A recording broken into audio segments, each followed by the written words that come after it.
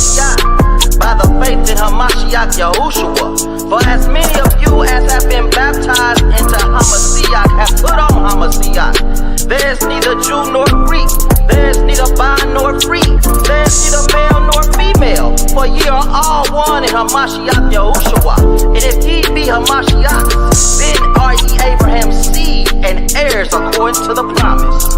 He prophesied he'd be crucified, then he died and he rose up. I'm so thankful that he chose us, a chosen seed of royalty, kings and priests that truly believe in the prophecies. I had to wade in the water, kill that old man. Now he's floating up the creek, now I'm floating through the streets, trying to see who I can reach. Out the sick and the weak, or the blind that can't see. From the sons and the daughters, to invite them to the feast. Come on in and sup with me while we focus on the King. Come in, have a seat. The wedding ceremony's about to begin. We ain't brewing just for show, got them garments on, and we in our patience, so you know it's a mind thing. Inwardly we focused on the King, so outwardly he counted us as a seed of who? Abraham, we the seeds of Abraham. Who? Abraham, we the seeds of Abraham. Okay. The seeds of Abraham, we the seeds of Abraham. Righteous mind state, exceeding the Pharisees. Righteous mind state, exceeding the Pharisees. You focused on carnal law, I'm looking towards spiritual things. The tabernacle, made by Yah, not defined by mortal men. My heart focused on the substance, evidence of things unseen. Faith-based, you focused on works, he got a gate. Fake works alone won't justify you. You must believe in Messiah. Facts, dropping the knowledge to break the backs of the heathen. Some have forsook it, spiritual treason on the rise. Content for the faith, receive the prize. Yeah, Jude 1, it's gonna be a struggle. They telling lies on the father and son, but love, we under the gun. Don't give up, just steadfast. You'll be counted as one. We ain't brewing just for show, got them garments on, and we in our patience, so you know it's a mind thing. Inwardly we focused on the King, so outwardly he counted us as a seed of who? Abraham, we the seeds of Abraham. Who? Abraham, we the seeds of Abraham. Okay. The seeds of Abraham, we the seeds of Abraham. Righteous mind state, exceeding the Pharisees. Hey, we elected and chosen, you can tell by the root. And in the spirit I'm bold, and you can tell I'm a brew. I ain't gotta show my kindred, but I'ma rock them fringes. Ain't about what's on the outer cup, it's all about what's in it. We full of living water, we see the world just how it is, don't need no 3D goggles. We in this cause we believe, and by his truth we are free. It's all written in this book, get a reward for your deeds, so where your mind at? Every day it's Matthew 6 and 33. On the inner performing spiritual surgery. Look, if you exceed, you will do the works. Faithfully move it, y'all command it, and always put them first. Now you know. We ain't brewing just for show, got them garments on, and we in our patience, so you know it's a mind thing. Inwardly we focused on the King, so outwardly he counted us as a seed. Abraham, we the seeds of Abraham. Abraham, we the seeds of Abraham. The seeds of Abraham, we the seeds of Abraham. Righteous mind state, exceeding the Pharisees.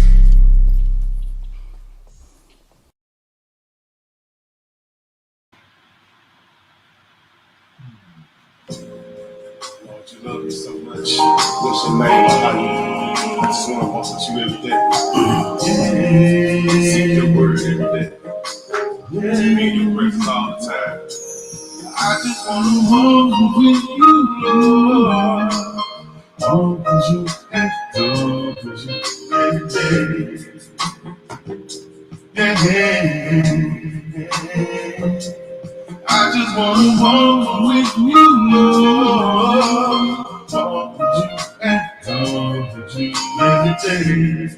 You're worthy of the praise. Hey. So be like David was, like David. Be like David was. The one after your heart, after your heart, after your heart. I just wanna walk with you, Lord. walk with you and talk with you every day. I just love you. Hey, hey, hey, hey. I just love you so much. I just wanna walk with you, talk with you, Lord, walk with you and talk with you every day. Listen, like hey, hey, hey, hey. Bless your holy name. Be like David was after your love. There's no greater love than you. Say you're my best friend. Trust me in your presence. Makes everything alright. You're in my heart and my mind. Seeking you is so amazing. So amazing. So amazing. Like your presence, Lord. Seeking you every day. I just want to walk with you and talk with you, Lord. Every day. Yeah. Seeking you every day. I just want to be with you. And so I want to be every day. I see you every day. Just walk with the Lord.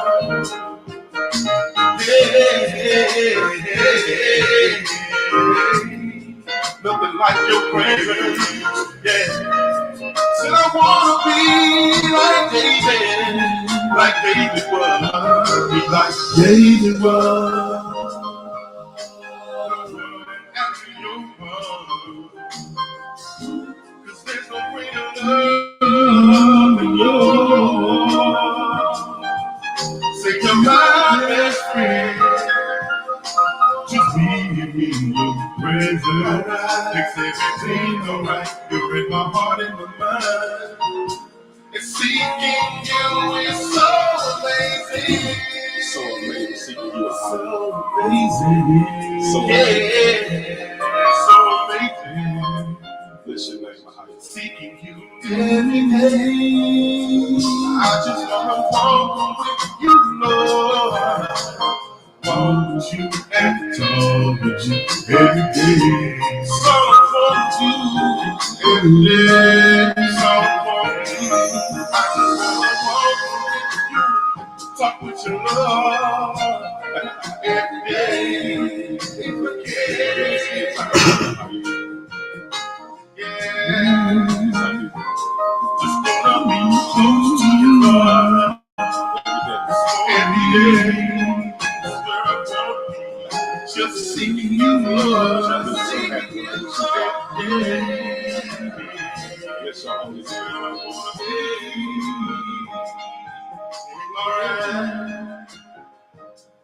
Let me just walk with you, Lord, every day. All praise, honor, and magnificent glory is unto our power, the power of Abraham, and the power of Isaac, and the power of Jacob. We just want to walk with our King every day, every minute and every hour. The one who sustains your very breath and your very being. Walk with him, talk with him, encourage yourself in the Most High. He gonna get it right. He sure enough gonna get it straight. For Israel, because of Israel, and even between Israel. To our brothers and sisters in the faith, as always, we salute you. Those who would find themselves engaged in an eternal battle for each and every soul that will be produced in this earth. Shabbat Shalom, family. We back once again on another Shabbat night to do what we always do, and that's dispensate the word of the Most High. I'm your humble servant, T Boogie. I got my beloved brethren, in the building. Isaiah. Shabbat shalom, Shabbat shalom, family most high with Christ. Bless all your homes, bless your houses, man. Good to be back before the Most High. You know, and I always tell my beloved family, don't count it a light thing that the Most High kept you another week. So enter in clean, get the work done. Yes, sir.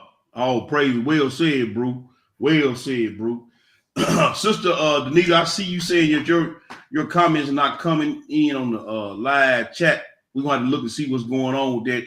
If we got any administrators on the channel, make sure that sister ain't blocked no kind of way on the live chat. She said her home on the home channel, her comments are not showing up in the live chat, but the other channels are good. So, hey, I want one of the administrators to jump on that. Want every voice to be heard, everybody to participate as much as they can.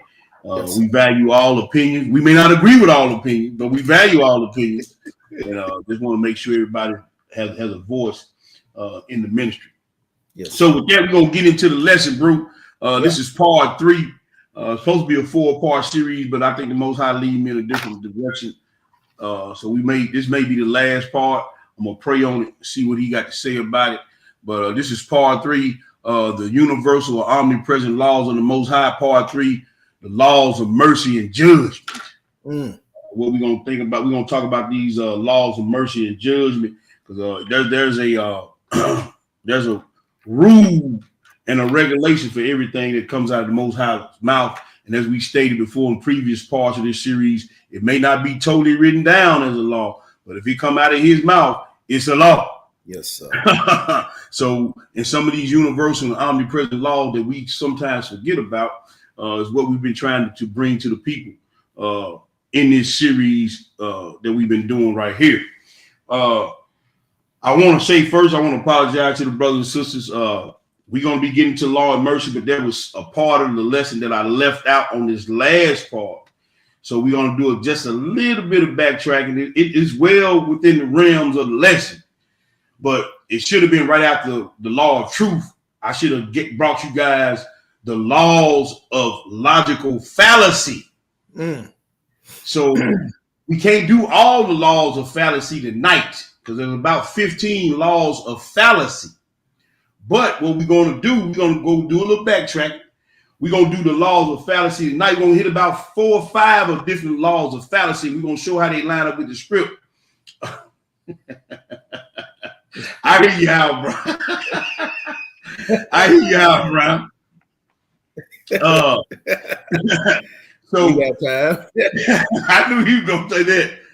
But we're going to get into some of these laws of fallacy, family, and we're going to show you how it plays out in the script so you get a better understanding as opposed to the laws of truth, how these laws of logical fallacies play into people's minds and people's hearts. And sometimes lead you down the wrong, okay, I see your comments on my channel, but not on OM or Tupelo. We're going to figure out, we'll get together. We're going to get together, sister. We're going to figure out why your stuff ain't coming through. Something must not be right. It could be some on your end, could be some on our end, but we're going to try to figure this thing out. We'll try to figure it out. So just be patient with it, sis. Be patient with it. All right, so with that, we're going to go ahead and get into the lesson, bro. All right. I'm going to share my screen. Then we're going to get right on into it. Hold on one second. I can't mute myself right there. Let me double click and then share it. Then I mute myself.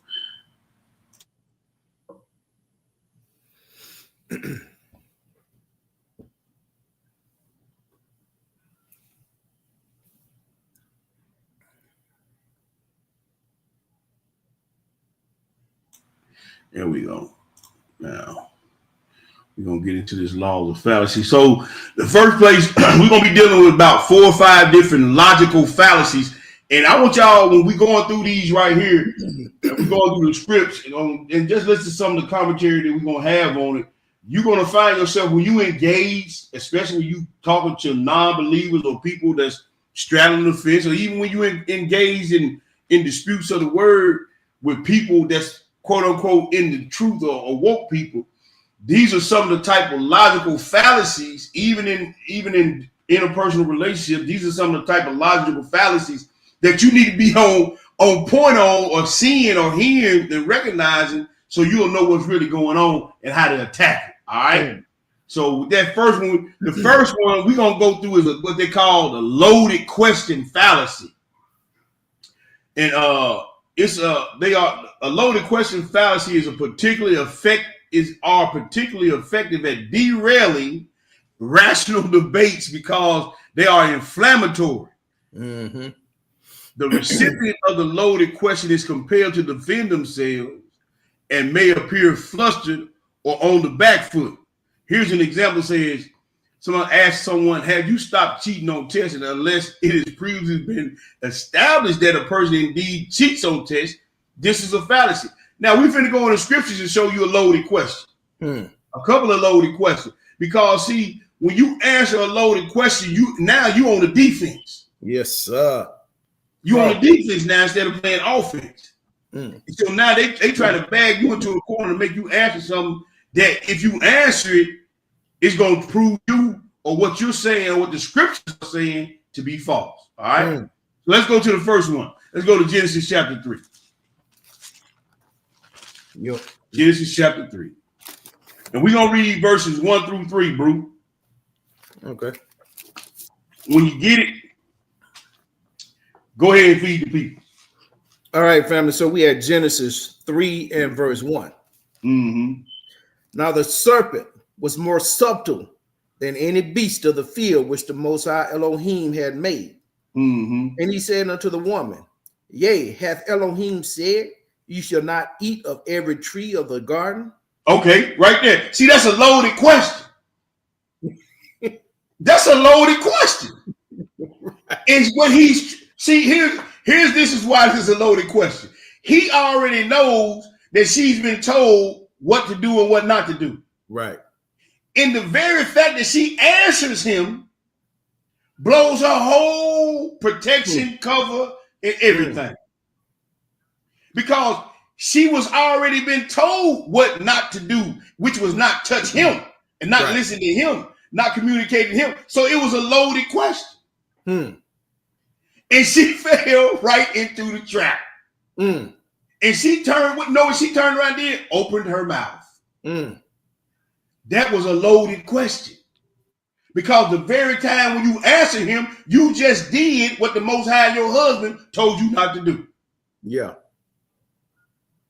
See, sometimes, like me and my wife talk about us all the time, every statement don't need no response. Mm-hmm. You don't have to respond to everything everybody says to you. When you talking script, when you talking debate or whatever, and somebody asks you a question that you know if you answer it's gonna seem like something wrong. Yeah, that's a loaded question. This was the first loaded question in the history of man, right here. Keep on reading, bro. Verse 2. And the woman said unto the serpent, you may eat of the fruit of the trees of the garden, but of the fruit of the tree which is in the midst of the garden, Elohim hath said, ye shall not eat of it, neither shall ye touch it, lest ye die. You just pronounce your own sentence on your own head by opening your mouth. You just proved that you didn't believe what the Most High said. You just damned your own soul. You just killed the creation. Man. Because he asked you a loaded question. The first question, the first deception on earth was a loaded question.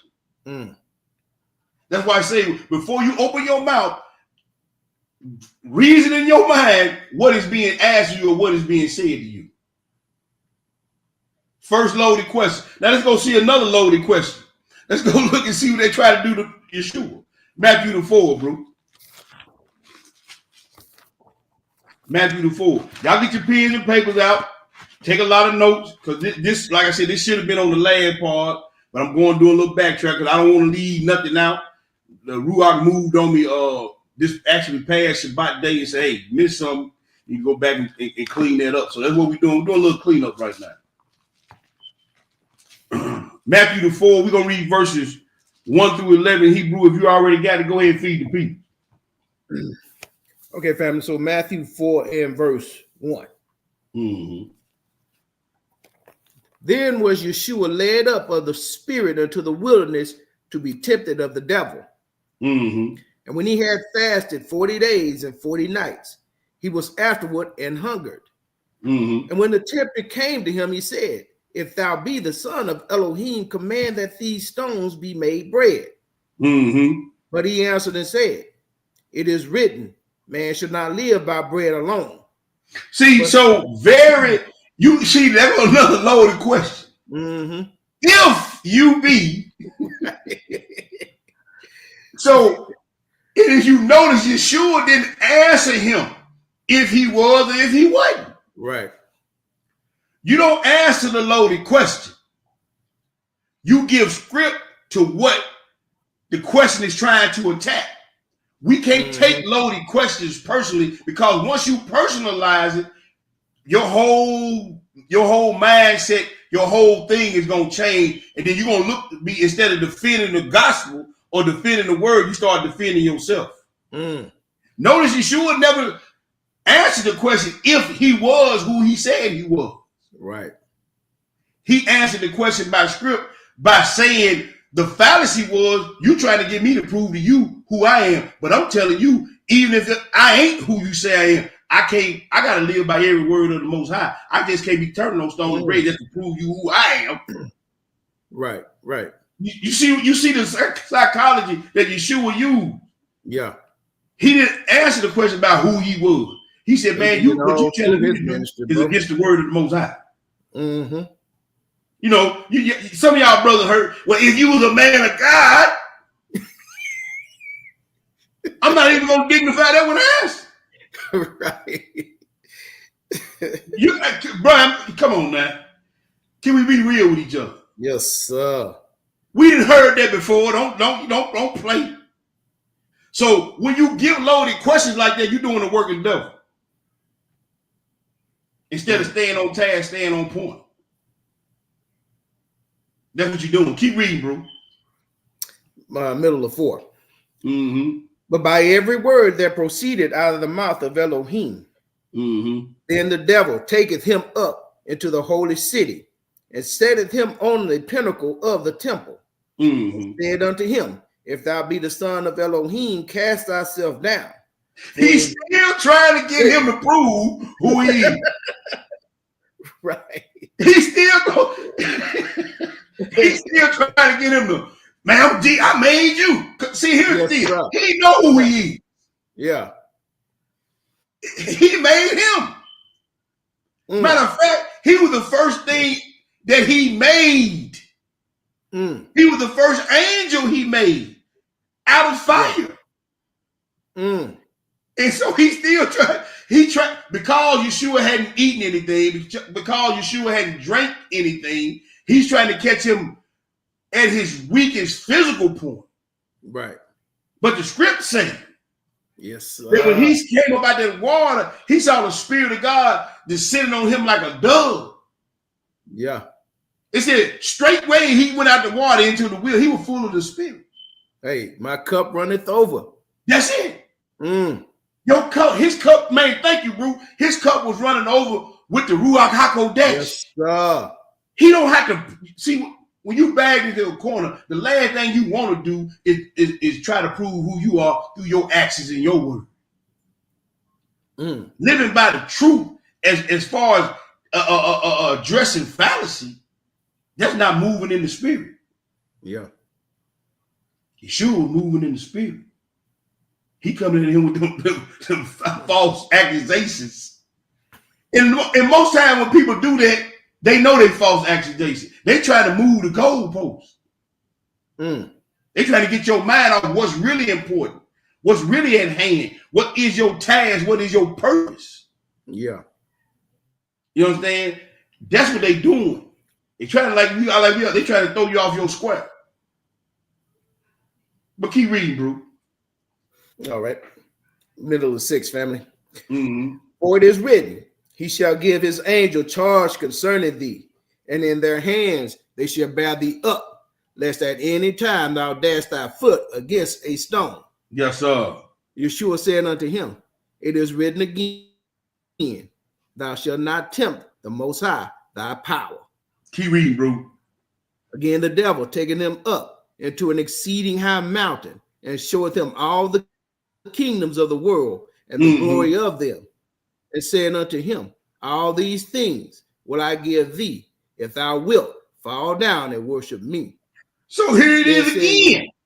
So now he done took the focus off of Yeshua trying to prove who he is. Right. Now he trying to get Yeshua. He's back to this thing of physical and carnal needs. Mm-hmm. He said, look, Yeshua done forward him on every spot. So now he's gonna say, okay, well, let me go at him this way. Right. So these are the fallacies, these are the loaded question fallacies that you're gonna encounter in this life, brothers and sisters. And you gotta always be moving and walking in the spirit. Because if you're not moving and walking in the spirit, it's gonna be very, very easy for you to react out of emotion and out of you're not reason, your logical reasoning is not there. Because you're gonna always go back to your sin nature. So that's one. I want to tackle that, but let's go to this one right here. This is called the next one is gonna be called an ad hominem fallacy. Now I'm gonna say something, and I know it's gonna be controversial, but I'm gonna say it anyway. Y'all know me. I love stirring the pot. An ad hominem fallacy attacks can take the form of overtly attacking somebody or subtly casting doubt on their character or personal attributes as a way to discredit their argument. Now, you see this all throughout the scripture. And we're going to read a few of them. Some of these fallacies overlap one another, but I'm going to give you the example. The bottom example says, after Sally presented an eloquent or compelling case for a more equitable taxation system, Sam asked the audience whether we should believe anything from a woman who isn't married or was once arrested and smells a bit weird. They're going to throw some stuff out. They're going to take a personal shot at you. Right. Just to throw you off. See, they can't say nothing about what you say. Like Yeshua, they say, this dude, man, we know this dude, man. His mama and his daddy, man, he from Nazareth. Can't nothing good come out of that. Y'all listen to him. See, that's an ad hominem. You see what I'm saying? They say the same thing about John. They were talking about how John was out there wearing camel's hair and eating locusts and honey. Man, y'all do crazy. Y'all listen to him. They ain't said nothing about what he's saying. Right. They're attacking his personal character. Or they'll attack your past life. Man, keep looking you out there in the street horn, man. Y'all listen, dude. Yeah. That's an ad hominem fallacy. We better read it in the scripture. We're going right back to Genesis chapter 3. And we're going to read this time, we're going to read 3 through 4. You know, what I do at work now, when I'm saying something in a meeting or something, and somebody say something about me, I just holler out, ad hominem. And they looking crazy. They don't know what I'm talking about. Right. What is that? So when they start doing that, they just holler out, ad hominem. Yeah. And that's gonna shut them down. They don't, they don't know what it is. Right. So, but let's go look at it in the script. Genesis chapter 3. Genesis chapter 3. We're gonna read 3 through 4, bro. We're gonna pick it back up where you left off. Go ahead and read again. Okay, so verse 3. But the fruit of the tree which is in the midst of the garden, Elohim has said, you shall not eat of it, neither shall ye touch it, lest ye die. And the serpent said unto the woman, ye shall not surely die. Okay, now I left off verse 5. Read verse 5. Should have had 3 through 5, but go ahead and read 5. Verse 5. Well, now listen to this. Go ahead. For Elohim doth not know that in the day ye eat thereof, then your eyes shall be opened, and ye shall be as gods, knowing good and evil. He just put doubt in her mind by attacking the character and the truth of God. What he basically said, look, he don't want y'all to eat it because he don't want y'all to be like him. Right. You want to trust a God like that? He attacking God's character and God's will and purpose by saying, he said, the reason why he don't want y'all to eat it, because he know soon as y'all eat that, y'all will be just like him. That's an ad hominem. When you attack somebody's character or the veracity of what they doing or the truth of what they saying to you or the protection that they trying to give to you, that's an ad hominem. It's just like when you try to help somebody, a brother or a sister that may have been dealing with a sex addiction or whatever type of addiction. Well, you used to do it. You ain't no better than me. Right. That's an ad hominem. Now they're attacking your character. Forget about what you try to help them with. Forget about the truth. Forget about the scripture. You sorry just like I am. Ad hominem. That's what they do. That's a fallacy that they trying to, it used to be something that was true, or it may not be true, but they're attacking somebody or you or a situation person. Most times in this walk, they attack the scriptures or you personally to try to fallacize what they saying or support what they say. You see what I'm saying? But let's go look at another example. Let's go to 2 Corinthians.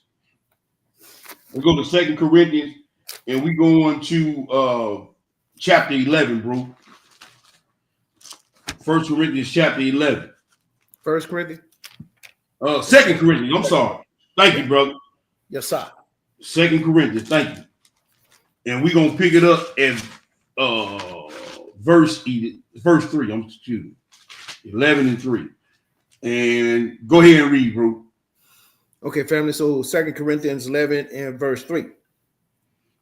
But I fear, lest by any means, as the serpent beguiled Eve through his subtlety, so your mind should be corrupted from the simplicity that is in Hamashiach.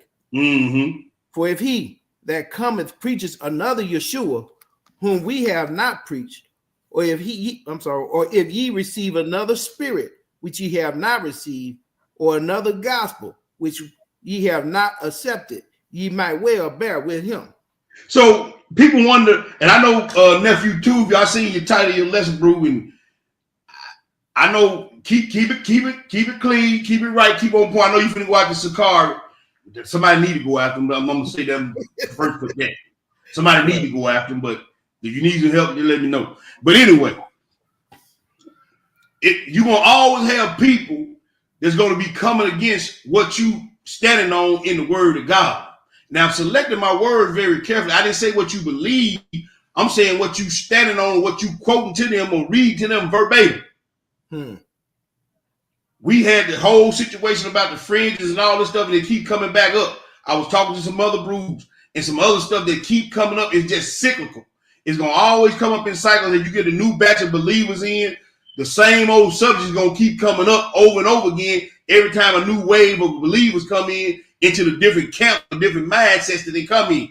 And somebody gonna come in, they're gonna be non-messianic. Some of them gonna come in, they ain't gonna want to wear fringes, or they gonna say it's a sin to wear fringes, or they gonna say it's a sin not to wear fringes. You're gonna hear all this stuff, but you can't read that. And they're gonna say, you in transgression. And you gonna go to hell for reading the little red book and all this other stuff. And they saying that they call you false prophets, false believers. That's a personal attack. Don't take it personal. Go back to the script. You're going to always hear this stuff keep coming up over and over again. The longer you in this walk, you're going to like, nah, man, we dealt with it 3-4 years ago. It's going to keep coming up. It's going to keep coming up because you always got a batch of new believers and you got a bunch of new people coming in all these other different doctrines as well as different beliefs and religions. So when they come to you with this other Christ or this other doctrine, you got to be so well versed in the script, just like Yeshua was when the Satan was coming up to him, that you don't address the foolishness.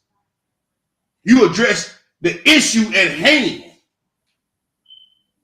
And you got to be walking in the spirit.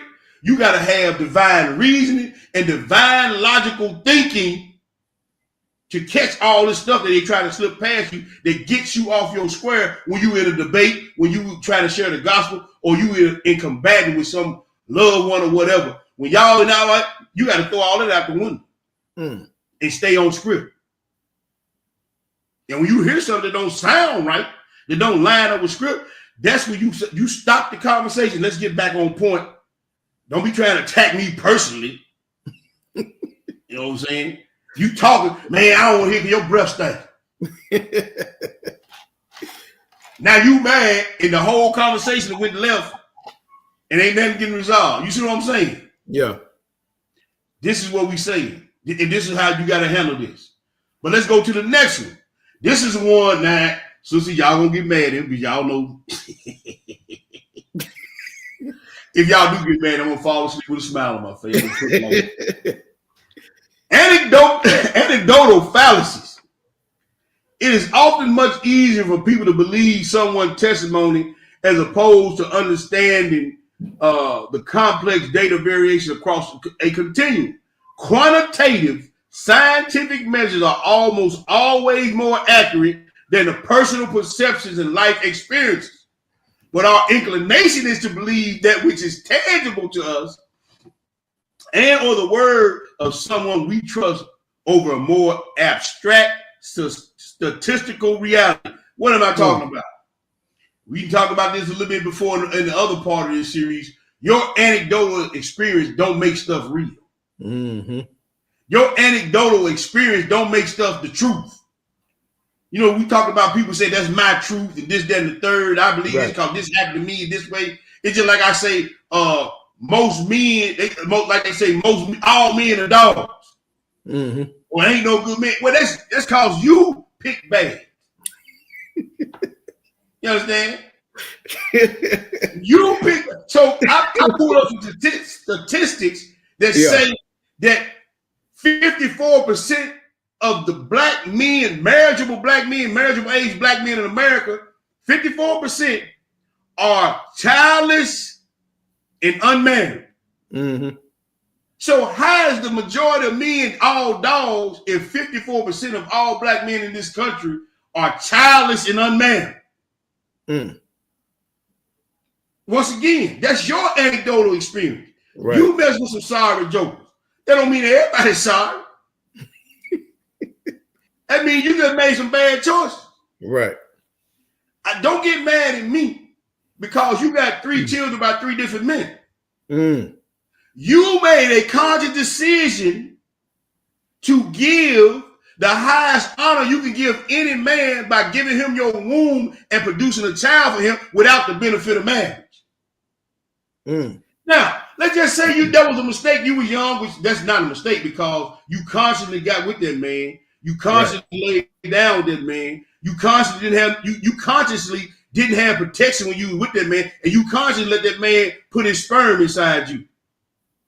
But let's just say the first time was a mistake, which I'm not saying. I'm just saying for conversation's sake, because I know it wasn't a mistake. You made too many conscious decisions for it to be a mistake.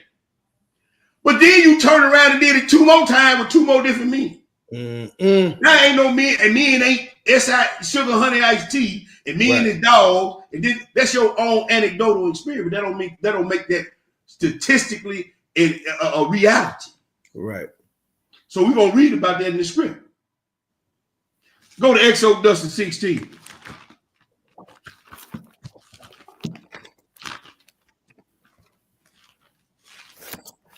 Exodus 16.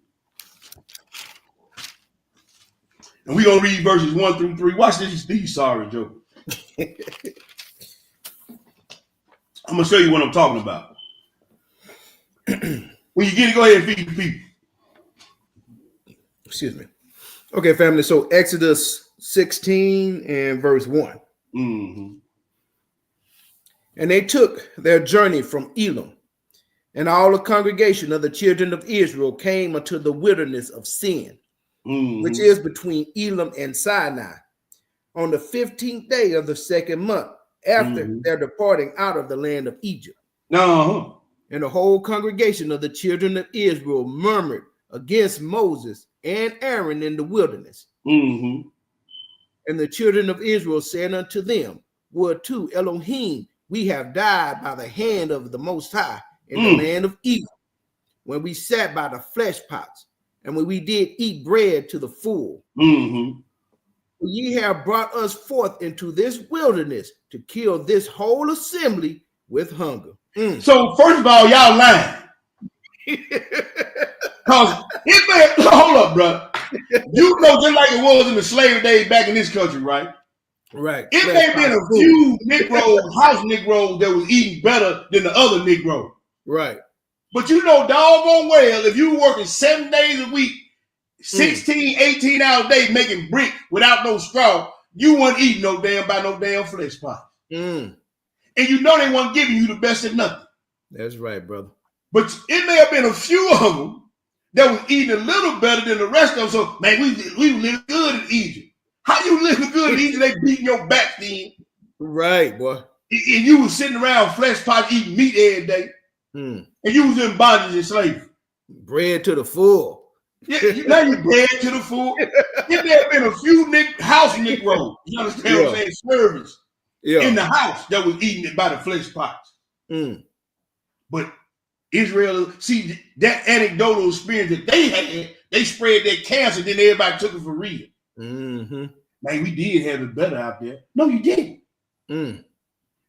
See, your experience don't make something factually, statistically, logically, truthfully real. That's your own life experience. That's not the truth. That's an anecdotal fallacy. Just like everything else, we personalize everything and we see everything through the stuff that had happened to us, but that may not be the whole of the matter. Yeah. You understand? That may not be logically and statistically a majority true. You may have a few one-offs here and there, but that just because it happened to you don't mean that's what it is. But we're gonna get another example. Let's go to Numbers.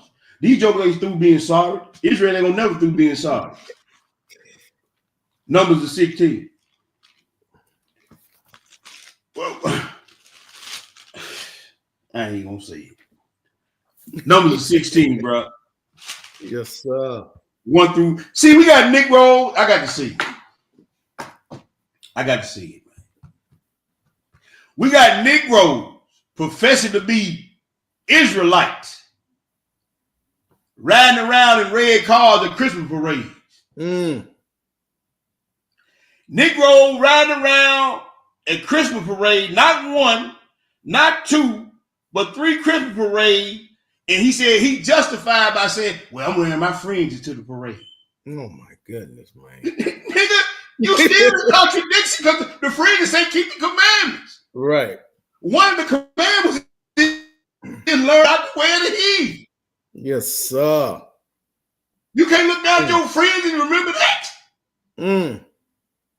You can't. You ain't got enough scripture saying envy, knock down, oppression, and choose none of the way. That's right. See, this is the fallacy. We'll make ourselves believe. Well, I got my fringes on, so I'm straight, covered. But you jingle belling with everybody else. See, this stuff going on in Israel. That's why I be so hard on Israel, because Israel ain't never stopped being stupid. You want to jump on YouTube, but you want to ride in Christmas parade. And got Donny Hathaway playing on the radio. And you gonna rationalize, well, it's for my girl, it's for my friend girl, it's my friend niece. Sickness. Israel ain't gonna never stop being stupid. Not the majority of them. Numbers of 16, bro. Yeah, I don't even know what to say about that, T. Huh? I don't even know what to say about that. I know what to say about it. I know what to say about it, but I can't say it on tonight. The Shabbat night. I know what to say. But I digress. Yes, sir. Numbers of 16, bro. Numbers of 16. All right. In verse 1, read 1 through 5. Watch these sorry jokers. All right, family. So verse 1. Now Korah, the son of Izar, the son of Kohath, the son of Levi, and Dathan, and Abraham, the sons of Elam, and On, the son of Peleth, sons of Reuben, took men. Mm-hmm. And they rose up before Moses with certain of the children of Israel, 250 princes of the assembly, famous in the congregation, men of renown. See, stop right there. Stop right there, bro. See, right there. Negro got a little position. And he said, because these, see, Most High made sure he knew who you knew who these dudes was. They were out of the tribe of Reuben, the oldest boy, whose inheritance was stripped of him because of what he did with one of Jacob's wives. Yeah. This is why he pointed you out to who these jokers are. They were sons of Reuben now. So they still feel slighted some kind of way because they supposed to be the oldest tribe supposed to got everything. Yeah. That's why he always pay attention when he start calling out tribes and times and dates. He trying to show you something. Now these Negroes still, they men of renown. So anytime an Israelite get a little position, a little blessing, a little status, they go left. And they said because they men of renown, continue to read, brother. Verse 3. And they gathered themselves together against Moses and against Aaron, and said unto them, ye take too much upon you, seeing all the congregation are holy, every one of them, and the Most High is among them. Wherefore then lift ye up yourselves above the congregation of the Most High. And Moses heard it and fell upon his face. And he spake unto Korah and unto all his company, saying, even tomorrow the Most High will show who are his and who is holy, and will cause him to come near unto him. Even him whom he had chosen will be caused to come near unto him. See, their anecdotal experience, the Most High told Moses to tell them all of them going to be a holy nation of priests and a holy nation. Right. And they had a little status in, they was maybe capping over 10, capping over 50 in Reuben. I don't know what they were, but they were men of renown. Right. May have had some wisdom, may have had some knowledge, may have knew a few scripts here and there, you understand? And because they were men of renown and folks didn't pump them up, they said, look, man, Moses, y'all ain't the only one.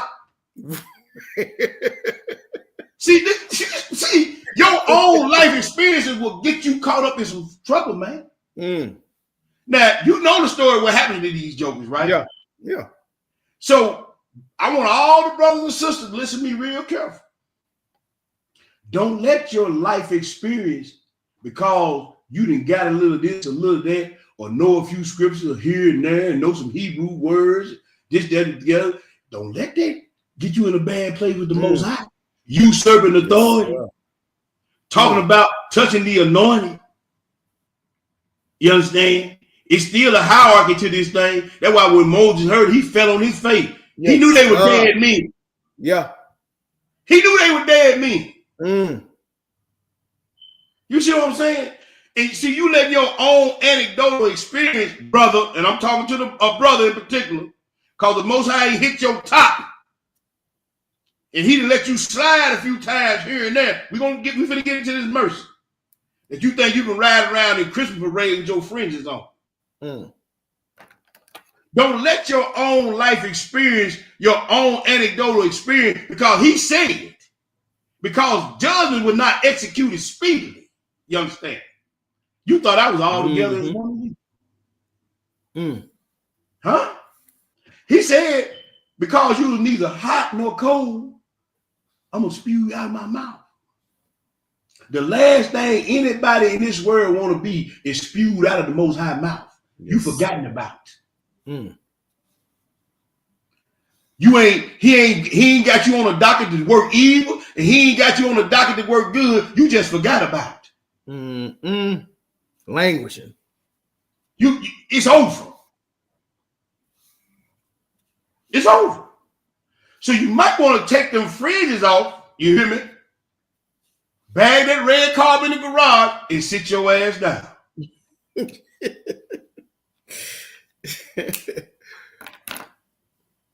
Let's look at the next logical fallacy. Straw man. A straw man fallacy involves a deliberate distortion of another person's argument.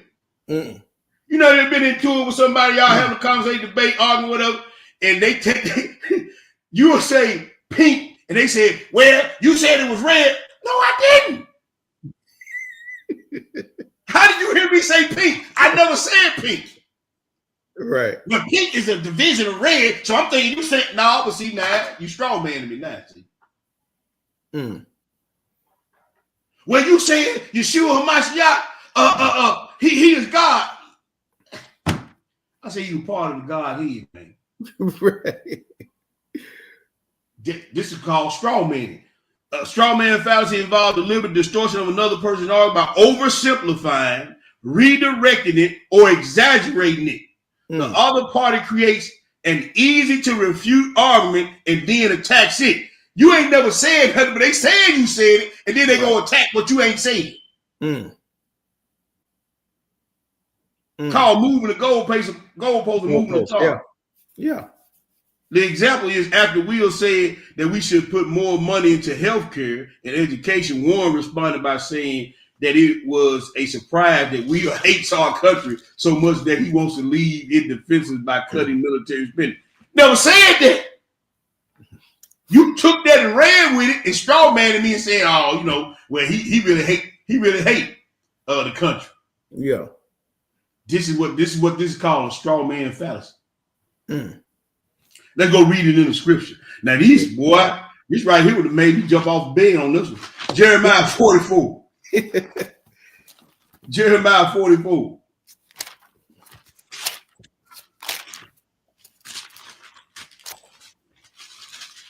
Jeremiah 44. We're going to read 4 through 11, bro. Then we're going to pick it up and read it 15 through 22. When you get in Hebrew, go ahead and read. Okay, so Jeremiah 44 in verse 4? No, read, 4 through 11. You're correct. Okay, so verse 4.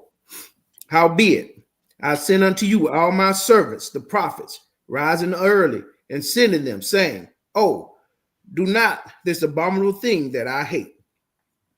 But they hearken not, nor incline their ear to turn from their wickedness, to burn no incense unto other gods.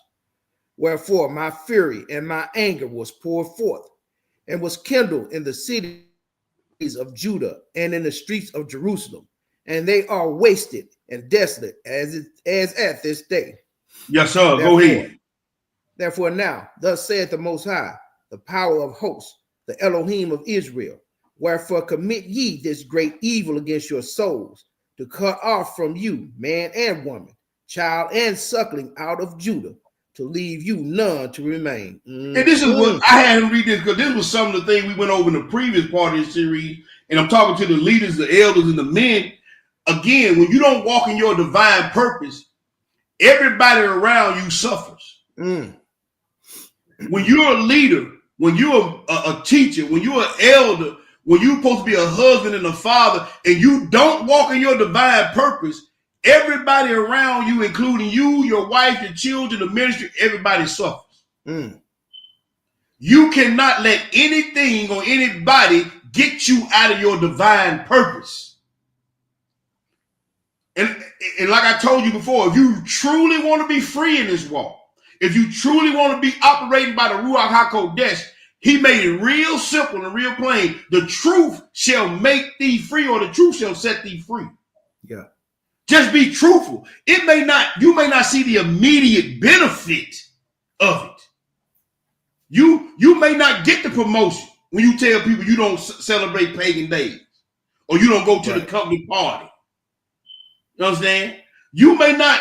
You may lose a friend or a family member not being around you or calling you because you tell them what you do and don't do according to the word of God. But down the line, it's going to benefit you down the line, even if they ain't no immediate benefit then. Into my testicular challenged brethren, you may not get none that night for being honest and truthful.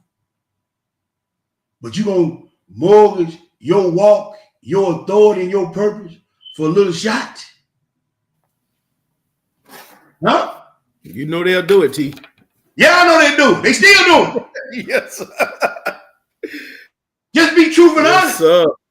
I'm gonna say it. Take the hush puppies off. Stop soft stepping and stop shooing around these female feelings and be real with them. Be honest with them. You can't build trust by lying to your woman. She may get mad, but she will respect you and at least know that when you tell her something, it's the truth and it's for her protection and for her good. It may not feel good. Baby, do this dress make me look fat? Yeah, you need to take that off. No, baby, it look good on you. You look good in anything. Huh?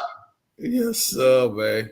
See, then now she go out there and she think everything look good on she's showing and glowing now. See, stop straw manning, folks. Stop ad hominem, folks. Stop sucking up and I want to go in, but let's go. Where we at, bro? I'm getting off. I'm getting off. What verse you at? Verse 8. Go ahead and read. And that ye provoke me unto wrath with the works of your hands, burning incense to other gods in the land of Egypt, whether ye be gone, to dwell, that ye might cut yourselves off, and that ye might be a curse and a reproach among all the nations of the earth. Have ye forsaken the wickedness of your fathers? Nope. And the wickedness of the kings of Judah? Nope. And the wickedness of their wives? And your own wickedness? And the wickedness? Wait a minute. Stop. It's a lot of wickedness. We went from the leaders down to the women. Yeah. It's full circle. When you don't walk in your divine purpose, brothers and sisters, when we get to this judgment piece, you're going to see what I'm talking about. When you don't operate in your divine purpose, brothers, when you don't operate in your divine masculinity, sisters, when you don't operate in your divine femininity, it's a price you're going to have to pay now. Go ahead, bro. And the wickedness of your wives, which ye have committed in the land of Judah and in the streets of Jerusalem, they are not humble even unto this day. Neither have they feared nor walked in my law. Yes, sir. And my statutes that I set before you and before your fathers. Therefore, thus said the Most High of hosts, the Elohim of Israel, behold, I will set my face against you for evil, to cut off all Judah. Now, I had the brother read this part because he giving stern warning. He having a conversation with the people. Not with just the men, the women too. We read that right, brother. Yeah. So I had to read this for a reason. Because we're going to see a straw man fallacy in effect. Now, go drop down to 15, read 15 through 22. Okay, so verse 15. What did it say? Then all the men which knew that their wives had burned incense to other gods, and all the women that stood by, a great multitude, even all the people that dwelt in the land of Egypt and Pathros, answered Jeremiah, saying, Now stop. Now, he said, all the men which stood by and knew. You know your rib doing something. She ain't got no doggone business. You know, and you ain't saying nothing or doing nothing about it. You know this. But I'm going to show you straw man fallacy at its best and and how it's done and who does it the most. He talking to the men about their wives, but you finna see who gonna strike first and gonna put it back on somebody else. Keep reading, bro. Verse 16. As for the word that thou hast spoken unto us in the name of the Most High, we will not hearken unto thee. You see that? Go ahead, bro. But we will certainly do whatsoever thing goeth forth out of our own mouth, to burn incense unto the Queen of Heaven, and to pour out drink offerings unto her, as we have done, we and our fathers, our kings and our princes, in the cities of Judah and in the streets of Jerusalem. For then had we plenty of victuals, and were well, and saw no evil. Now, you lying again. My goodness. Now, if you ain't paying attention, you'll think this the men saying this. The men standing by ain't saying nothing about this or nothing to their women. Well, they saying it too then. They saying about the fault. But here, just the bold. See, when you let this kind of thing go on, brothers. Mm-hmm. When you let these women do what they doing, you ain't checking them, ain't said, you see how bold they get to talk against the man of God? We. They said, man, what you talking about, man? We ain't hearing, we ain't listening. And the men still standing there with their thumb stuck up their rear, ain't saying nothing, ain't doing nothing. Do you see this right here?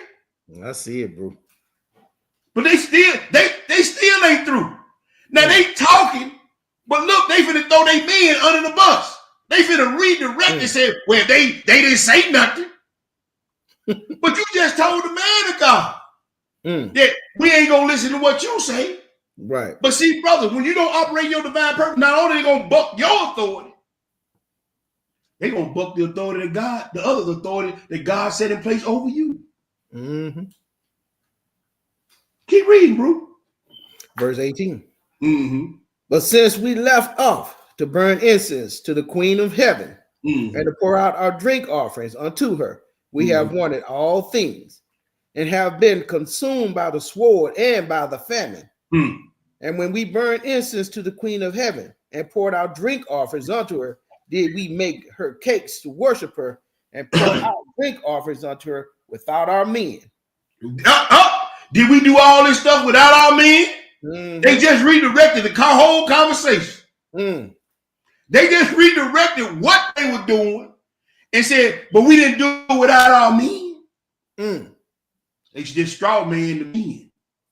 They just tried to redirect the argument or the conversation or the debate or the rebuke by putting it off on somebody else. Because see, they know who's supposed to be in authority, but they usurping authority, and then they're going to put it back on the men because they didn't say or do nothing. They said, did we do all this here without our men? You see that right there? Yes, sir.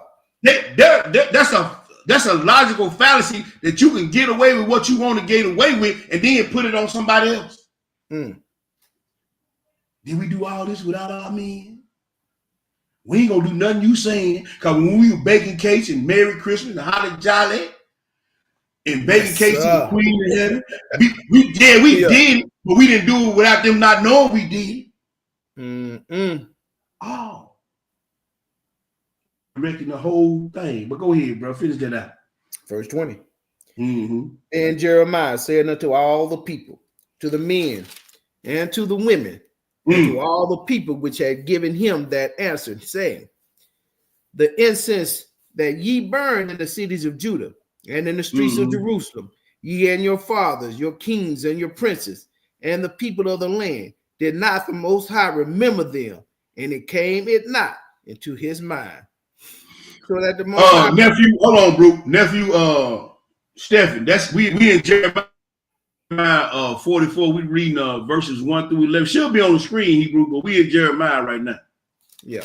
But go ahead. Yeah, we had verse 21, bro. Go ahead, bro. The incense that ye burn in the cities of Judah and the streets of Jerusalem, ye and your fathers, your kings and your princes, and the people of the land, did not the Most High remember them, and it came it not into his mind. So that the Most High could no longer bear because of the evil of your doings and because of the abominations which ye have committed. Therefore is your land a desolation, and as an astonishment, and a curse without an inhabitant, as at this day. And so when you do what you do, you get what you get. You know what I'm saying? And I didn't bring the point. I didn't point this out while you were reading, but you notice they in captivity. Yeah. And the Most High still watching them in captivity do these things. Matter of fact, they in Egypt, meaning double straits. You still in bondage, you still doing anything, you wondering why? But I don't want to belabor that point. I want to get to these other scripts. Let's go to Genesis chapter 3. Because you always got to get to the root and then work backwards. Genesis 3, we're gonna read 19 through 9, bro. Genesis 3, 19 and 9. We're going right back to Genesis 3, where all this stuff started from the father lies, the father falsehood, Hashatan. But read that 9 through 19, Hebrew. Now, Okay. you see, we all know the story of what happened. Now, the Most High, I want y'all to see who speak first, but who gets punished first. Because here comes some more straw man, because everybody that went Scooby-Doo, everybody like, arr. Everybody that went Scooby-Doo when the Most High showed up, but everybody started straw manning each other. I don't know. Which way you know? But he finna, we gonna read. Go ahead, bro. Okay, so Genesis 3 and verse 9. And the Most High Elohim called unto Adam and said unto him, where art thou? And he said, I heard thy voice in the garden, and I was afraid, because I was naked, and I hid myself. And he said, who told thee that thou was naked? Hast thou eaten of the tree whereof I commanded thee that thou shouldest not eat? And the man said, the woman whom thou gavest. See? He ain't taking responsibility for what he just said, done. That woman, man. He just straw man the woman. He just redirected the whole conversation. Yeah. She did it. Yeah. You see it now, don't you? Go ahead, bro. Verse 12. And the man said, the woman whom thou gavest to be with me, she gave me of the tree, and I did eat. Right. And the Most High Elohim said unto the woman, what is this that thou hast done? And the woman said, the serpent beguiled me, and I did eat. Everybody that went Scooby-Doo. Yeah. Everybody straw manning each other. Go ahead, bro. Verse 14. And the Most High Elohim said unto the serpent, because thou hast done this, thou art cursed above all cattle, and above every beast of the field. Upon thy belly shalt thou go, and the dust shalt thou eat all the days of thy life. Now you see the Most High, number 2 thing right here. The Most High didn't ask him what he had done. Right.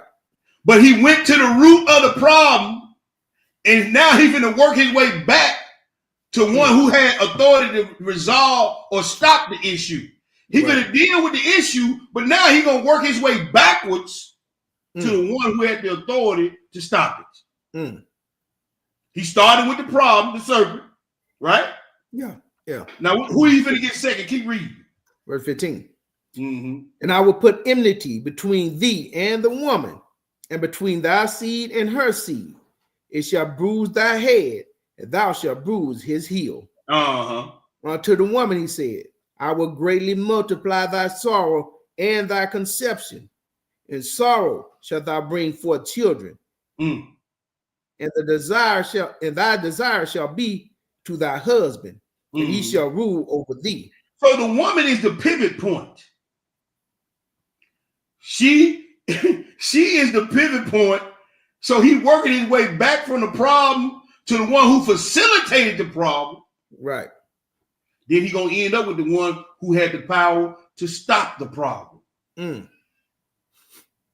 Go ahead. This is how you put down straw man fallacies.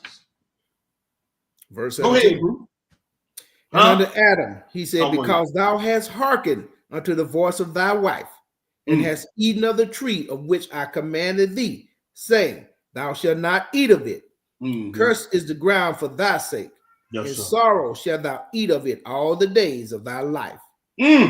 Thorns also and thistles shall it bring forth to thee, and thou shalt eat the herb of the field. Yes, sir. In the sweat of thy face shalt thou eat bread. Oh, that's it? No, you gotta read 19. Go ahead. I'm sorry. Okay. In the sweat of thy face shalt thou eat bread, till thou return unto the ground, for out of it wast thou taken. For dust thou art, and unto dust thou shalt return. You get to the root and you work your way backwards. You get to the root and you work your way backwards. You go. That's how you deal with these fallacies of logic. That's how you deal with these excuses of lights. This is how you deal with it. Let's look at the last logical fallacy. Because hey, boy, this one right here, this go on every day, all day. Let's look at the appeal to authority fallacy, where the arguer claims an authority's figure of expertise to support a claim despite the expertise being irrelevant, overstated, or false. My pastor said, my teacher said, my mama said, my daddy said. I don't give a damn what they say, it's still wrong. I don't care who they are. If it's wrong, it's wrong. That's right. I don't care if you the head teacher at the biggest Israelite camp in the world. If you say something that's against the script, I'm on you. I don't care that you the boss at my job. If it's wrong, it's wrong. Your position in life don't hold sway with me. The only thing that holds sway with me is this right here. That's the only thing that holds sway with me. I don't care who you are, to me, to nobody else in the world. If it don't line up with this here, then it's a fallacy. It's false. Isaiah 9. My teacher said, well, damn. What did he say? It's wrong. Yes, sir. Isaiah 9, 13 through 17, man.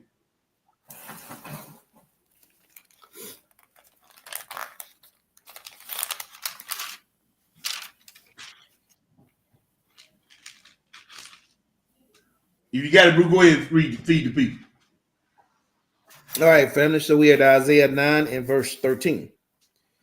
For the people turneth not unto him that smiteth them, neither do they seek the Most High of hosts. Therefore the Most High will cut off from Israel head and tail, branch and rush in one day. In one day. Go ahead, brother. Verse 15. The ancient and the honorable, he is the head. And the prophet that teacheth lies, he is the tail. So, hey, this appeal to authority and going on, because you thinking everything that drip off their mouth is gold. He said, I'm gonna take your leaders, your prophets, and your ancient men, your elders, and I'm gonna cut them all off. Ain't y'all seeing a lot of these so-called big-time preachers, leaders, and morays? They getting they butts handed to them, ain't they? They getting put on Front Street, ain't they? Yeah. Because read the next verse, what do it say? Verse 16. What did it say? For the leaders of this people cause them to err, and that they are led of them are destroyed. And they that are led of them are destroyed. Man, I don't care if it's me, whoever. If I go off the rails, I'm saying something wrong, and hey, please correct me. Yes, because I ain't finna be one of the people, the leaders call these people to err. Man. Do you know how big of a mistake that is? That's a huge mistake to be making when you lead people the wrong way. Got people believing the wrong thing. Got people doing the wrong stuff. It said for the leaders of this people called in the air, and they that are led of them are destroyed. Read the 17, bro.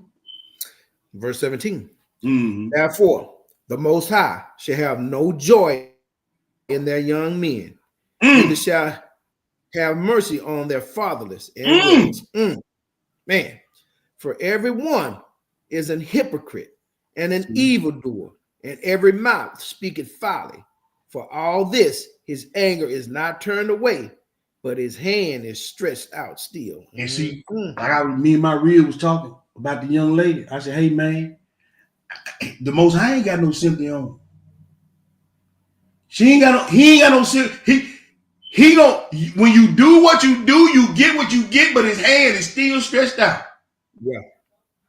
When you get with these sorry jokers, and you give them the highest honor you can give a man without the benefit of marriage, you get what you get. Do you just read it? He ain't gonna remember their young men or their widows. Yes, sir. He ain't gonna. He said, but my hand.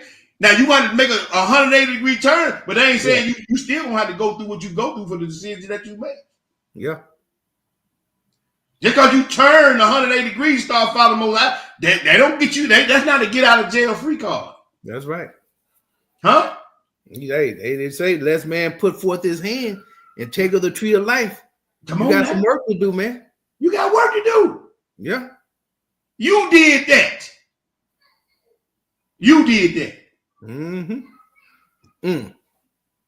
Other scriptures say he gonna forget your children. Because you forgot about him in the law, he said, I'm gonna forget your children too. Oh, yeah. Yeah. In that Hosea the 4. But I mean, you know, people think that's cold-blooded, man, but it is what it is. I'm gonna tell you like I tell the people at work, you playing a game, you're gonna lose. You playing a game that you're gonna lose.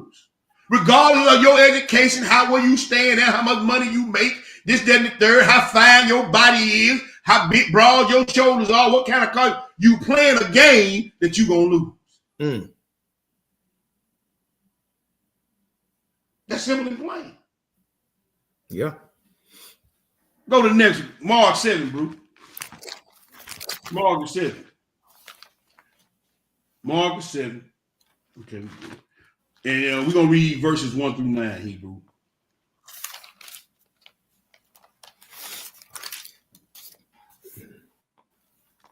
When you get it, go ahead and feed the people. All right, family. So we have Mark 7 and verse 1. Then came together unto him the Pharisees and certain of the scribes, which came from Jerusalem. And when they saw some of his disciples eat bread with the fowl, that is to say, with unwashed hands, they found fault. For the Pharisees and all the Jews, except they wash their hands oft, eat not, holding to the tradition of the elders. And when they come from the market, except they wash, they eat not. And many other things there be, which they have received to hold, as the washing of cups and pots, brazen vessels, and of tables. Then the Pharisees and scribes asked him, why walk not thy disciples according to the traditions of the elders, but eat bread with unwashed hands? Now, I want you to see the hypocrisy in this right here. The hypocrisy is this: they hadn't brought the law up one time. They talking about the tradition of the elders. Y'all been on this man all this time about the law, but then you come to him about some washing your hands. This is the straw man hypocrisy and fallacy of what people will do to you. Well, brother, I see you out there drinking and you supposed to be a man of God. Yeah. Straw man. Show me where I broke the law at. Right. You come to me about something as small as washing my hands, but you ain't showed me where I broke the law. Yeah. See, you come to me about how loud and boisterous I am, but you ain't showed me where I broke the law. You trying to tone police me, ain't saying I broke the law. I'm trying to figure out where I broke the law at. Cause the scriptures I read said, cry loud and spread not, lift up thy voice like a trumpet. That's right, bro. Yes, sir. You trying to tone police me, ain't telling me that I'm breaking law. See, you hollering, so you ain't no. You angry man. They don't work with me, okay? Ain't the sharp knife in the drawer, but they don't work with me. Yes, sir. Don't work with me. Show me where I transgress the law, then we can have a conversation. Right. But you worried about my delivery about the law ain't disproving the law. Right. You come to me about some washing my hands. He said, man, y'all got more traditions as washing pots and cups. That's how much garbage y'all got going around. It's an everyday thing with y'all. Y'all, it's just like washing pots and cups and many other such like things you do. Mm-hmm. You got a tradition for everything. But you got a tradition on this, you got a tradition on that, but you forgot about the law of the Most High. Well, it's tradition. Well, what about the law? See, this is strong man. Keep reading, bro. Verse 6. He answered and said unto them, well hath Isaiah prophesied of you hypocrites, as it is written, this people honoreth me with their lips, but their heart is far from me. Right. Howbeit in vain do they worship me, teaching for doctrines the commandments of men. The commandments of men. Yeah. The commandments of men, not the commandments of Yah. And how you coming to me because I'm teaching these, because they said, how does he know his letters? What the Pharisees said about him, how did this man know his letters? Right. But then you gonna try to find, because you can't understand this and how I know this, man, you don't even wash your hands before you eat, man. Y'all need that. But you ain't saying nothing about these scripts I'm breaking down over here though. Huh? Yeah. That's garbage. People, they gonna throw all these different types of fallacies at y'all to throw y'all off y'all square. Right. But you know that Yeshua never addressed the BS. That's right. You understand what I'm saying? Yeah. But let's go to the next. Let's go. That was the last one on that one, bro. We had verse 8. I don't know where we was going. Yeah, go ahead. We're going down verse 9. Go ahead. Okay. So verse 8. For laying aside the commandments of Elohim, ye hold the tradition of men as the washing of pots and cups, and many other such like things ye do. And he said unto them, for well ye reject the commandments of Elohim, that ye may keep your own tradition. You see that? You keep your own tradition, but you reject the commandments of Yah. Well, you don't talk to women like that, huh? What else said in here? I'm trying to figure out what it is. What'd you say? What you talking about?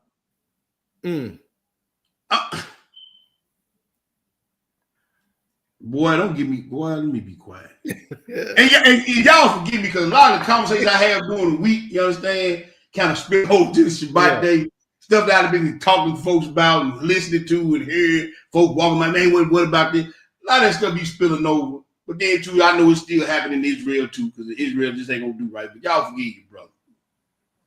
Y'all forgive you, brother. Yes, sir. Let's go to the next spot. The law of virtue, long suffering, and mercy. These are the laws of mercy. The word for mercy is arak or arak. All right. Now, the reason why part of the definition is winged or patient, because your anger is supposed to take flight and your patience is supposed to take over. And you're supposed to have an olive leaf in your hand. The word long suffering in the Bible, the New Testament, is a word made up of two Greek words meaning long and temper. So literally long suffering means long tempered. A person who is long suffering is someone who shows restraint when stirred to anger. It would be a person who has the authority and the ability and capability to retaliate or punish, but is not quick to take retaliation or punish. So, like I said before, hold on, I got to read that whole thing. My stuff coming off of y'all. Y'all be patient with your brother. Let me do something on here because I want to make sure you get this whole rip on that. All right, let me move this down. This right there we go. I want to make sure we keep my sources in there. All right.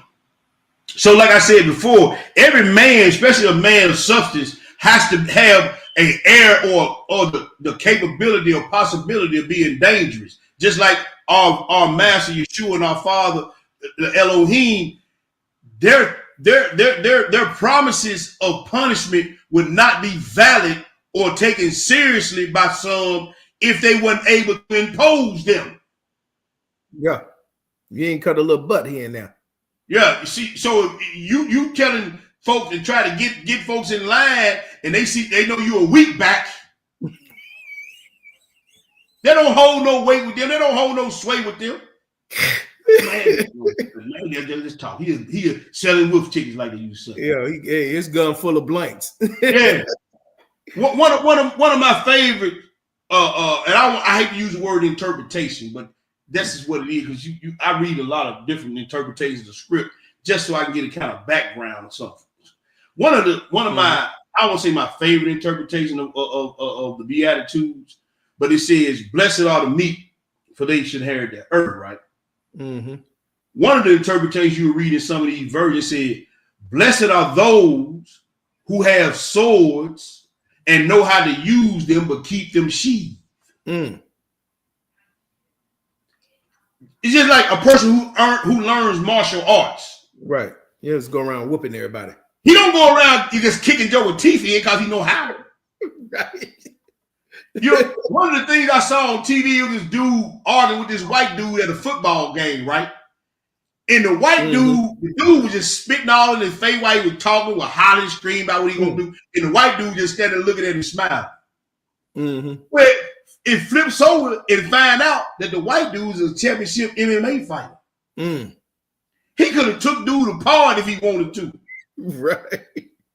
See, blessed are those who have swords and know how to use them, but keep them sheathed. That's long suffering. Same thing with the Most High. See, there's rules to this right here.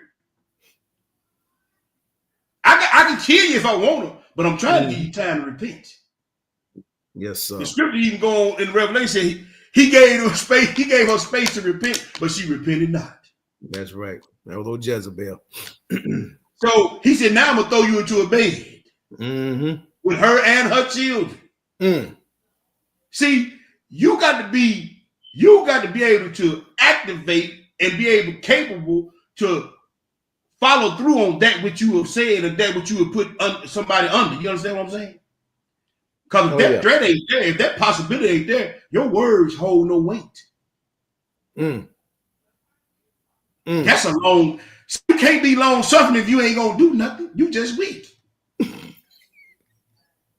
Huh? You can't be long suffering. Like, you see what I'm saying, bro? Hey, it's like your kid keep doing something. You like, you do it again, I'm gonna whoop you. Right. You never whoop them. That's what. Exactly. Hey, you just talking, you know? You just talking, bro. Yeah. But let's get to the script, man. I think they got our point, bro. Hey, I almost said something else because it brought up something from my childhood. I almost said something. Well, go ahead and speak on it. Something from my childhood. No, I ain't gonna say it. No, I'm not. Okay. It's inappropriate. I ain't gonna say it, bro. I got you. But we're gonna keep it moving then. Yeah. We're gonna keep it moving. Ecclesiastes the 3. Okay. Let's go see what Solomon got to say about the situation. Yes, sir.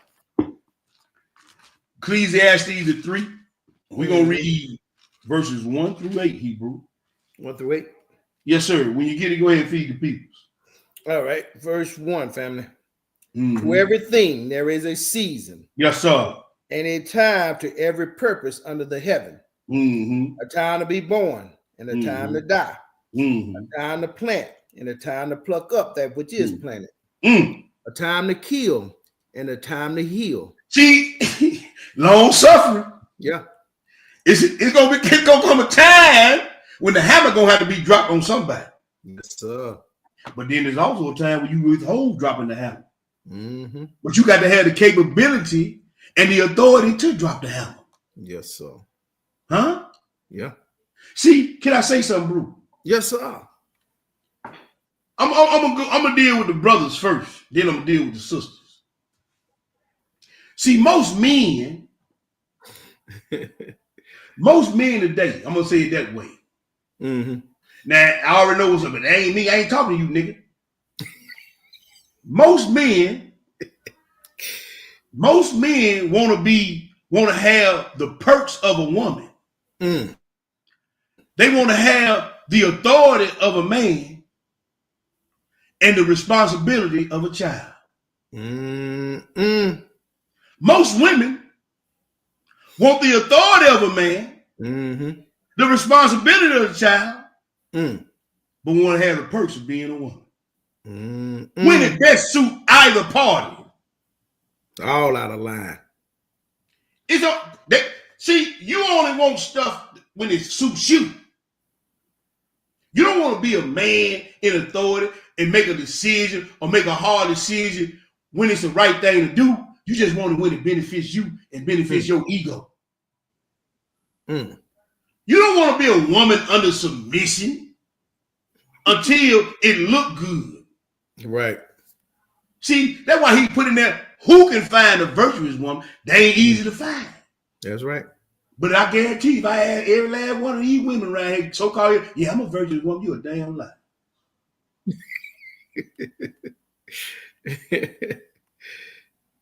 See, this is the thing. Don't nobody want to talk about this right here. But when it's time to drop the hammer gonna have to be dropped. Yeah.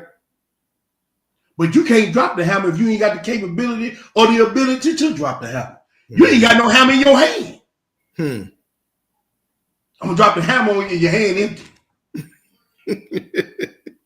Come on, bro. Keep reading, man. Middle of 3. A time to break down and a time to build up. A time to weep and a time to laugh. Yes, sir. A time to mourn and a time to dance. A time to cast away stones and a time to gather stones together. A time to embrace and a time to refrain from embracing. You see that? You can't. It ain't all time to be laughing and slapping backs and hugging me. Baby, I love you, this, that, and the third, and all that. Sometimes it's time to stop from all that. That's when it's time to enforce what needs to be enforced. But then there are sometimes, you know, you want to, like I was telling the brew, me and my real, we sitting on the couch, it's Shabbat day, we wind it down, we got the set apart praise music going, and we lay back on the couch. I'm holding her, she holding me, we just sitting there talking, enjoying, eye closed, listening to the music. It's a time for that. Yes, sir. But then there's also a time when the authority and things go sideways, it's a time for you to drop the hammer. Huh? Yes, sir. It's a time for it now. Yes, sir. It's a time, you understand, for long suffering and mercy. Yeah, but it's also a time, man, look at here. He said, it's not my word as a fire and as a hammer that breaketh in pieces. But he said, my hand is still stretched out, though. Yes, sir. Huh? Yes, sir. Keep reading, bro. Verse 6. A time to get and a time to lose, a time to keep and a time to cast away, a time to rend and a time to sow, a time to keep silence and a time to speak, a time to love and a time to hate, a time of war and a time of peace. Yes, sir. What profit had he that worketh in that? Where that's how we want that. That's how we want that. Hey, that's going into something else, bro. Okay, my bad. But brothers and sisters, some of y'all would do well to learn that one where it says a time to speak and a time to keep silence. Yes, some of y'all need to learn that. Huh? Oh yeah. Need to learn when time to keep your mouth closed, when time to say something. You can't go on how you feel. No, hey, when you open up, T, that's what we basically were saying. Right. And I can't go on how I feel. Hey, there's certain things that's known you don't even have to say. You don't have to say it. It's like this one jackleg joker down there. You just hit on something else, boo. And you just hit another nerve. It's another jackleg joker down there in Tupelo. I ain't gonna get into that. But anyway, it's another jackleg joker down there. He want to call himself Moray and Pass. See, I don't have to call myself nothing. You are what you are. If you are that, that's what people gonna recognize and call you. Right. I don't call myself no Moray, no none of that. Right. If you are elder and you acting and conducting yourself as elder, that's what people they're gonna act like that and they're gonna talk to you like that. If you a lady, I ain't gonna talk to you like you a streetwalker. Right. You don't have to call yourself nothing. Your essence, who you are is gonna determine and dictate how people perceive you and receive you. That's right, brother. See, But if you don't know the times, he said, man, he goes on this Ecclesiastes, a little folly will take your whole name, man. Mm-hmm. Matthew the 5, bro. Matthew 5. We still going over the rules and the laws of long suffering and mercy. Matthew 5.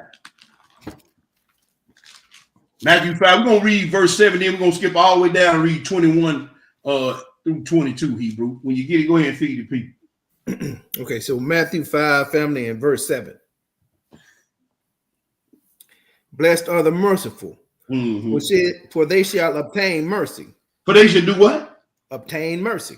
So if you ain't showing no mercy, you ain't going to get no mercy. Don't expect none. Look, and then here the thing is, we read that Lord's Prayer. Forgive us of our trespasses or debts, and we forgive those who trespass against us. So if you holding grudges, the Most High holding grudges on you. You don't. That's a law of mercy. That's a condition of mercy. If you don't show no mercy, you ain't gonna get no mercy. Blessed are the merciful, for they shall obtain mercy. Huh? Yeah. Well, I don't fool them niggas, man. Bump them. Well, then, in your turn, then just what you get. Yeah. I'm just saying. Man, them sisters over there, man, they full of folly, man. Bump them. Well, go skip down and read 21 through 22, bro. Verse 21. Ye have heard that it was said by them of old time, thou shalt not kill. Right. And whosoever shall kill shall be in danger of the judgment. Right. But I say unto you that whosoever is angry with his brother without a cause shall be in danger of the judgment. And whosoever shall say to his brother, Raka, shall be in danger of the council. But whosoever shall say, thou fool, shall be in danger of hellfire. You see that right there? Yes, so that's what I'm saying. The merciful obtain mercy. And look, he tightened the rein down a little bit. You can't even think about it. He even keeping track of lurking murder in your mind. And whatever is in your heart, he looking at that. Yeah.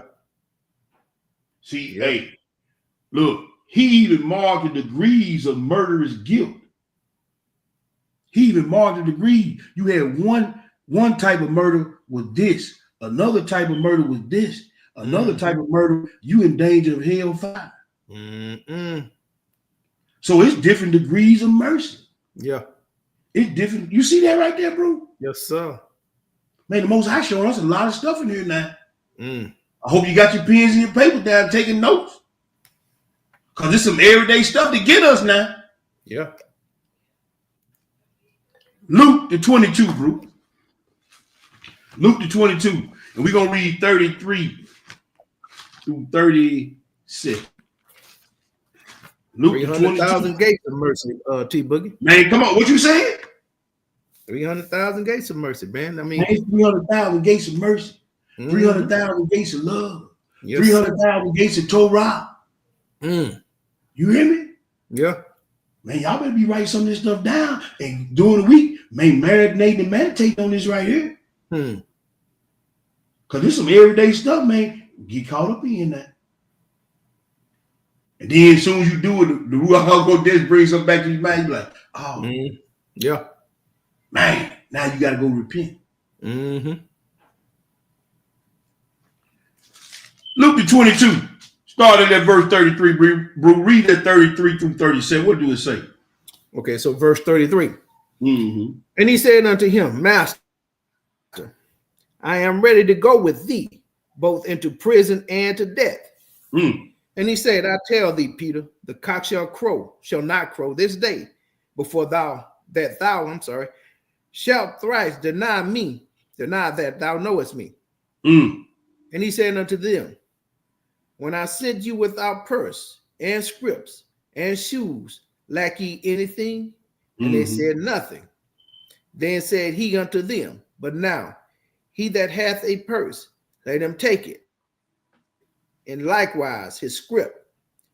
And he that hath no sword, let him sell his garment and buy one, You see that? Well, I see. You see that right there? See, this is the time of mercy right here. Yeah.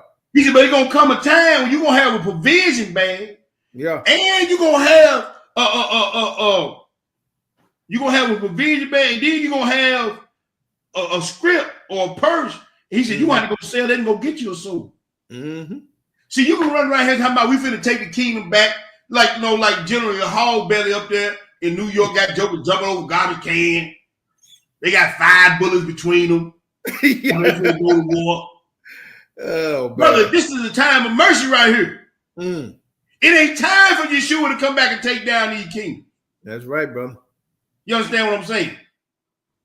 But he said it's gonna come a time when you got a provision bag and you got some money. You want to go sell all that and go get your soul because it's gonna be killing time. Yes, sir. Like you read on there, Ecclesiastes. But these are the rules of mercy right now, man. Hey, stall them out. See, like I told you before, the 2 laws that we can't perform no more is the animal sacrifice law and the corporal punishment of the sin law. Right. We can't do them no more. No stoning. But it's gonna come a time where Yeshua gonna get an order and heads gonna roll. But then right now, this is long. He in his long suffering right now. Yeshua and the Father, they long suffering right now. But they when they come back, they gonna wreck this whole judgment. I'm talking about they gonna burn it to the ground. Even the heavens gonna be on fire. They gonna burn it down. And everything in it. And anything your works don't stand up under the fire, then hey, you got a problem. Yes, sir. Fear not him that can kill the body. But fear, I shall forewarn you whom you shall fear. Yes, sir. Fear him after he have killed, have the power to cast you, body and soul, into the lake of fire. Yes, sir. See, he said, gonna come a time, gonna tell y'all, take up y'all soul. Right now it ain't time, people. People ready to rock and roll in.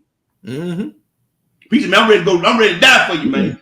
Yeah. He said, no, you're not. You gonna deny me 3 times for the cock crow. But I'll tell you something. It's gonna come a time when you got to spend everything you got to get your gun now. Right. All praise to the Most High. The bruise over here, we ain't got to go do no selling, go get nothing. Yes, sir. We already got it. Yes, sir. So when they jump off and the king get an order, it's on like hot butter popcorn. Huh? Oh, yeah. So this is the time of mercy. But keep reading, bro. I don't want to get suicide trap. You be talking about them pistols, I get excited. Verse 37. Go ahead. For I say unto you, that this that is written must be accomplished in me. Yes, sir. And he was reckoning among the transgressors, for the things concerning me have an end. For the thing concerning me on this side got an end. But he said, when he come, his kingdom, there is no end. He was reckoning the transgressors. But hey, this side, now y'all gonna put an end to it, but man, guess what? Boy, when I come back, I'm gonna put an end to y'all. Let's go to the Pseudepigrapha group, volume 1. Yes. We're going to Pseudepigrapha volume 1, Hebrew. We're going to the Testament of Jacob, our daddy Jacob, chapter 4. It's on page 915 if you got your Pseudepigrapha family. We're going to the Testament of Jacob, chapter 4, verses 19 through 27. It's in volume 1 on page 915. In Hebrew, whenever you get it, you go ahead and feed the people. I got it pulled up on the screen for the brothers and sisters. Okay, what chapter T? We in chapter 4. Chapter 4. We Okay. in it's on page 915, and we're gonna read 19 through 27, brother. 19 to 27. Yes, sir. We're gonna read 19 through 27.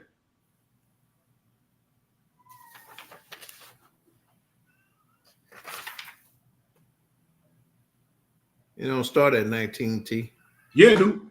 Wait a minute. Oh, you on page 915? Testament. You in volume 1? Testament of Jacob. The Testament of Jacob. It start not chapter 19, chapter 4. Yeah, I know. You see that 19 and 20 sitting off to the side? No. You on page 915? Yeah. It started chapter 4 started. Yeah, it don't start on chapter 4. Start on 9:14, but we drop it down to verse 19. Testament of Jacob. I'm tripping. At least my book is. You invited one? Yeah. Page 9:15. I'm on 9:15, T. Mine don't go but to 18. I got robbed some verses or something. You got robbed, brother. I got it on the screen. I got it on the screen. No, mine just go to 18. That's why I say, man, what is 19 at? Okay, well, I'll read it off the screen then. Okay. All right, it says, blessed are you, O Israel, and blessed is your progeny, or your lineage, your heritage, your family. For all of you will be called the patriarchs to the end of the age and of the epochs, or the generation. Mm-hmm. You are the people and the lineage of the service of Yahweh. Blessed be the nation which will strive for your purity and will see your good works. Blessed be the man who remember you on the day of your noble festival. Blessed be the one who will perform acts of mercy in honor of your several names. Oh, hey, hold on, T. I'm sorry, I don't mean to cut you off. That was chapter 2 for me.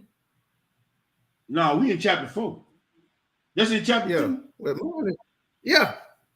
It's supposed to be in chapter 4. In my book. Chapter 4.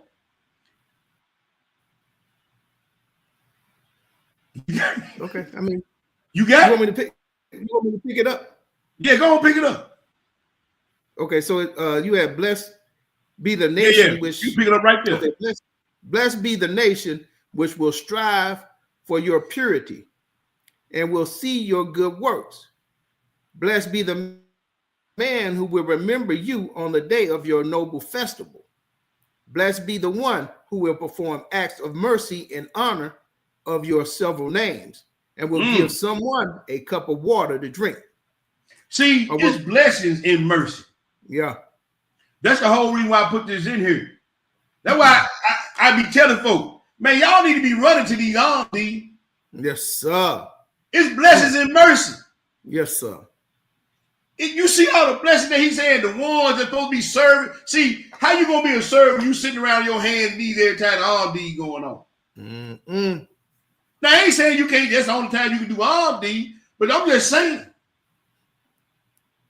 He said, man, these are blessings in life for mercy. If you ain't doing none of these, you ain't gonna get no blessings of mercy. That's why I be imploring the brothers and the sisters. Yeah. Man, y'all need to be doing something other than just coming to the Shabbat class now. Yeah.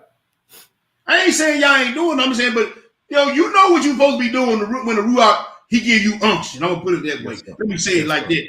When the Ruach HaKodesh just unctions you and you don't do it, you just cut a blessing of mercy off. But keep reading, Hebrew.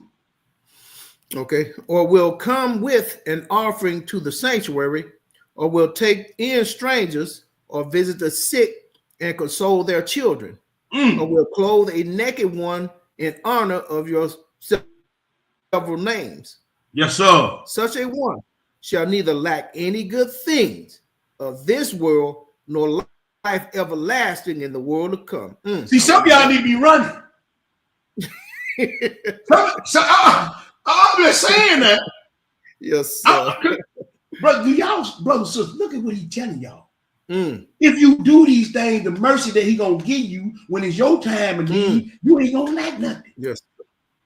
When it's your time on the sick bed, you ain't gonna lack nothing. When it's your time to need somebody to talk to or pray over you, you ain't gonna lack nothing because you did all this here. Yes, sir. You show mercy. But keep reading, Hebrew. They ain't listening to me. Moreover, whoever shall have cause to be written the stories of your several lives and sufferings at his own expense, or shall have written them by his own hand, or shall have read them soberly, or shall hear them in faith, or shall remember your deeds, such persons will have their sins forgiven and their trespasses pardoned. You see that? You see that? He said, hey, man, yeah. Certain acts of kindness and mercy, it wipes away a multitude of sins. It has a multitude of sins. Yes, sir. Man, ain't get them niggas no donation, man. Them niggas ain't real, man. I don't like that nigga T Boogie anyway. I turn every time I see I turn it off. Man, I gave them, man, they ain't doing all that with that money they say they doing, man. You ain't about, okay, well, keep your money. I don't care. Yeah, keep it. We straight over here. Am I right, my brother? Oh, yeah. We straight over here. Praise to the Most High, brother. Yes, sir. But see, you ain't, when it's your time now. Because he said, man is born on woman days are few and full of trouble. Yes, sir. You see what I'm saying? You don't get a time. We all take our turns at that merry-go-round right there. Oh, yeah. But see, to the one who showed mercy, mercy gonna be shown. Blessed are the merciful, for they shall obtain mercy. That's how we started it out. Yeah. Go ahead, bro. And they will go on account of you and your progeny into the kingdom of heaven. Yes, sir. And now rise up, Jacob, for you will be translated from hardship and pain of heart to eternal rest. Yes, sir. And you will enter into the repose which shall not pass away. Right. Into mercy, eternal light, a spiritual joy. So now make your statement to your household, and peace be upon you, for I am about to go to him who sent me. You see that? Isaac told Shalom Aleichem. Man, peace be unto you and to your house. Man, you gonna go straight into Abraham's bosom when you leave here. When you go to your repose, you going straight to Abraham's bosom. You going straight to the light. Yes, sir. See them blessings of mercy. It's rules to this earth. It's rules to the game. And if you ain't playing by the rules, you get the punishment of the game. Huh? Yeah. It's rules to it, man. But hey, let's keep it moving, keep it moving. Okay. Let's go to Testament of Jacob, chapter 8. Now on here, bro, I got 918 is the page number. Okay, yeah, it's 918 on here too, but let me see what it say first. Okay. All right, we're going to Testament of Jacob, chapter 8. Chapter 8. And we're going to page 918 in the pseudo volume 1. Let's flip right on over to 8. And we're going to continue this conversation with Daddy Jacob. And we're going to pick it up. We're going to read verses 1 through 9, Hebrew. Okay. Let me get it up here for the brothers and sisters. Yeah, when you get it, go ahead and feed the people. Okay, so verse 1. You shall honor the memory of your fathers, the patriarchs, at this time each year and on the same day. Which is the 28th. Huh? What'd you say?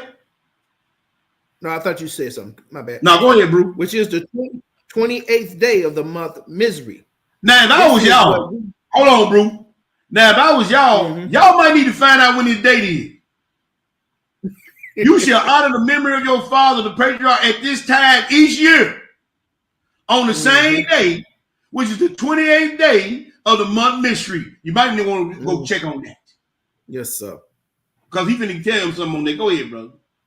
This is what we have found written in the ancient documents of our fathers, the saints who were pleasing to Elohim. Because of their intercessions and their prayers, we shall have all things, namely a share and a place in the kingdom of heaven, which belongs to our master and to our Elohim and our master and our savior, Yeshua the Messiah. He is the one whom we ask to forgive us of our mistakes and our errors and to overlook our misdeeds. That with that mercy. He be kind to that mercy. Yes, sir. That with that mercy. Hey, blessed are the merciful, for they shall obtain mercy. Yes, sir. Hey, don't you think you need to have some mercy? Huh? Boy, highly recommended. yeah, it's highly recommended. So like you And said, you do what you want. hey, on that sick bed, boy. Come on, bro. If the Most High is sitting up there laughing at you, Come on, while man. you in your pain and calling out, man, come on now. Hey, and the brother ain't saying nothing wrong. We can read that. yeah, We can read that. He that sitteth in the heavens shall mock at you and laugh at you. Ain't that what it say over there in Psalm, bro? Yes, sir. Okay. Go ahead, bro. May he be kind to us on the day of his judgment, and let us hear the voice filled with joy, kindness, and gladness, saying, come to me, O blessed one of my Father, inherit the kingdom which was yours from before the creation of the world. Yes, sir. And may we be worthy to receive his divine secrets, which are the means to the pardon of our sins. May he help us toward the salvation of our souls, and may he ward off from us the blows of the wicked enemy. May he let us stand at his right hand on the great and terrible day for the intercession of the mistress of intercessions, the source of purity, generosity, and blessings, the mother of salvation, and for the intercessions of all the martyrs, my bad, saints, doers of pleasing deeds, and everyone who has pleased the Most High with his pious deeds and his good will. Amen, amen, amen, and praise to Elohim always, forever, eternally. Hallelujah. See, mercy is the mother to blessings, to intercession, to purity, generosity, salvation. Right. Man, mercy is the only thing that can nurture you to these things. See, if you ain't got no mercy, then you ain't got nothing coming either. Man. If you ain't got no mercy, you done booking. Mercy is the key to salvation. Yes, sir. Let's go to the next place, bro. Yes, sir. Let's go to I was like, yes, sir. That was getting good, that man. Man, all praise, man. We can't eat it all. We can't eat it all. We're gonna give them just a little tidbit. They're gonna have to go back and do some homework. Yeah. Let's go to the book of Nahum. Let's go to Nahum, the 1. Right after Micah. We're going to Nahum, the 1. We're going to read verses 1 through 10. Hebrew, check it out. Okay. What does say the Most High? All right, family. So, verse 1. The burden of Nineveh. The book of the vision of Nahum, the Echoshite. Elohim is jealous, and the Most High revengeth. The Most High revengeth and is furious. The Most High will take vengeance on his adversaries, and he that reserveth wrath for his enemies. Now, if he couldn't do it, that would just be an idle threat. If he couldn't do it, who would be paying attention to him? Man, look out.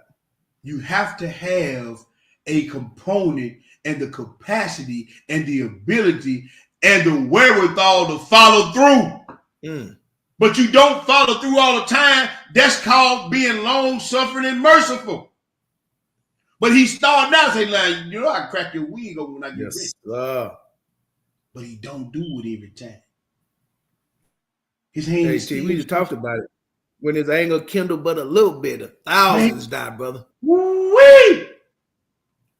But, hey, he let you know who he is. See, you gotta sometimes you gotta let people know who you are and who they're dealing with.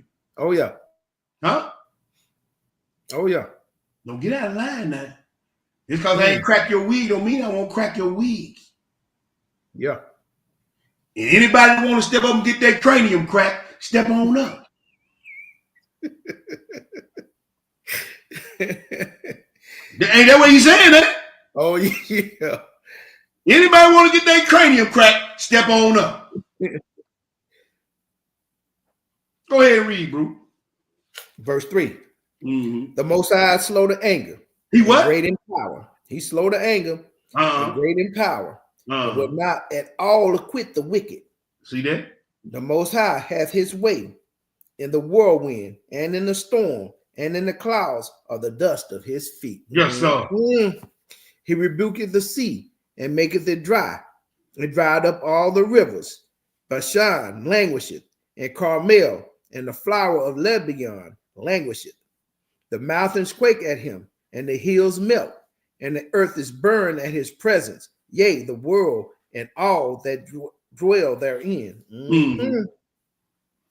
Who can stand before his indignation? And who can abide in the fierceness of his anger?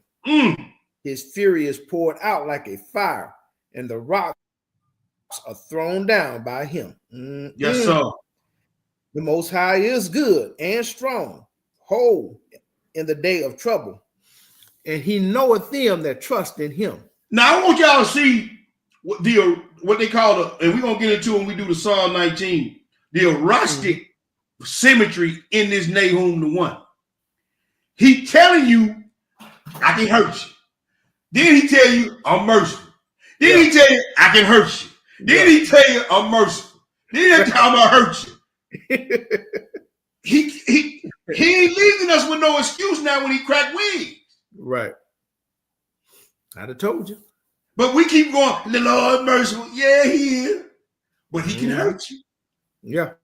And he keep going. You see how he going back and forth? I'm vengeful. I'm powerful. But I got long serve. I love you. I'm vengeful. I ain't gonna quit the wicked, but I'm merciful. Yeah. I want y'all to pay attention how you got this Nahum 1 set up now. Go ahead, bro. Verse 8. With an overrunning flood, he will make an utter end of the place thereof, and darkness shall pursue his enemies. Right. What do ye imagine against the Most High?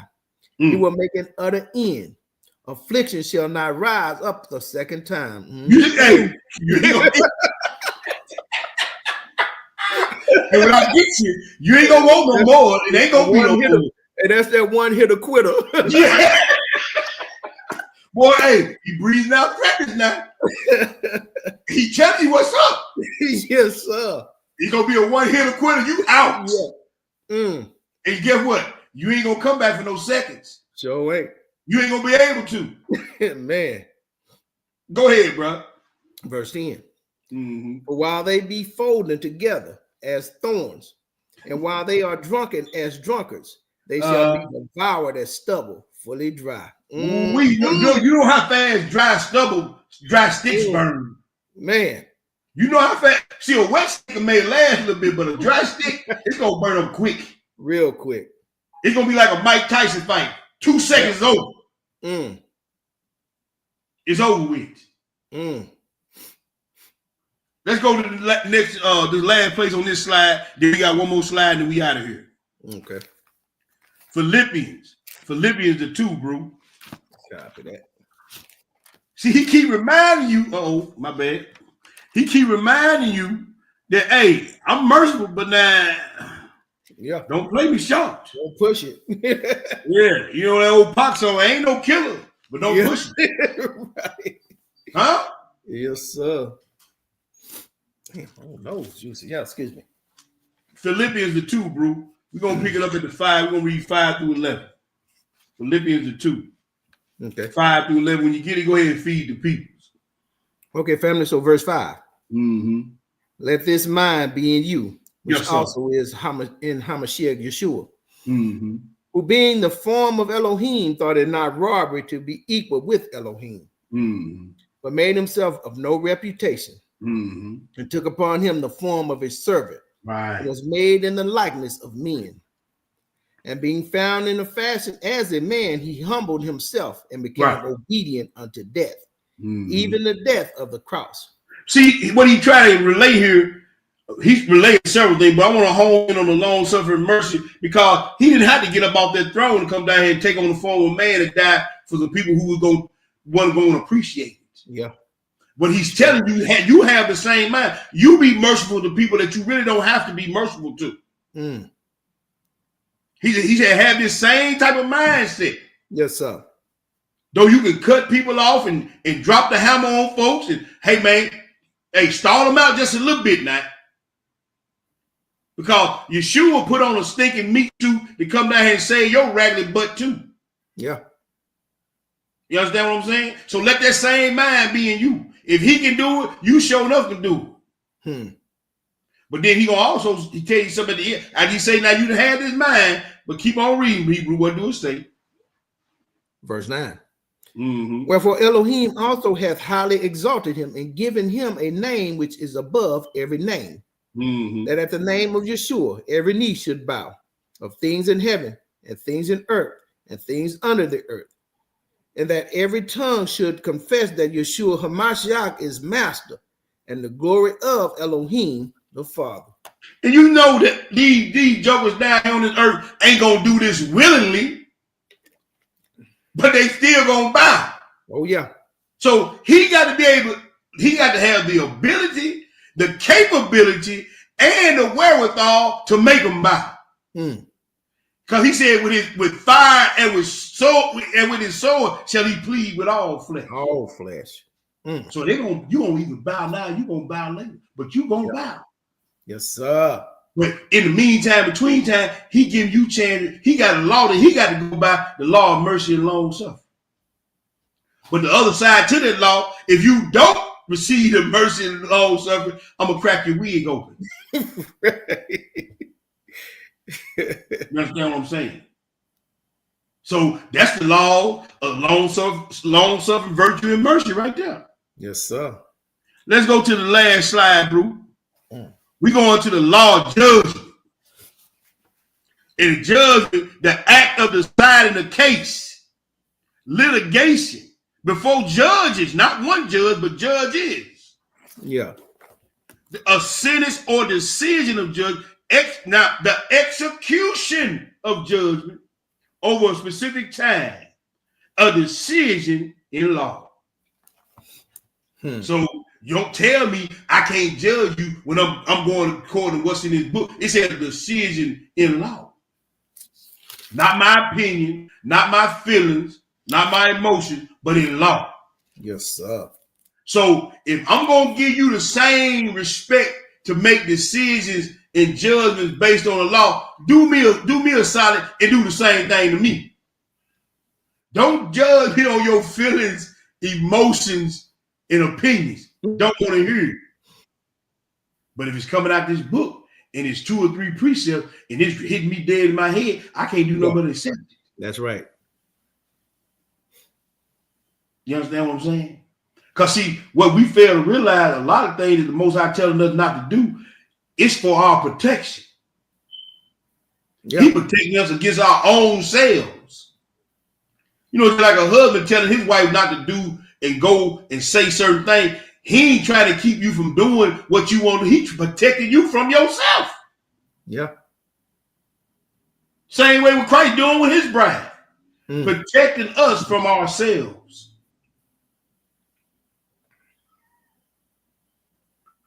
Leviticus 19, Hebrew. Leviticus 19. And we're going to pick it up. We're going to pick it up. We're going to read 3 verses of scripture. We're going to read 35 through 37. Leviticus 19, 35 through 37. First rule or first law of judgment. When you get it, go ahead and feed the people. So verse 35. You shall do no unrighteousness in judgment. In meat, yard, in weight, or in measure.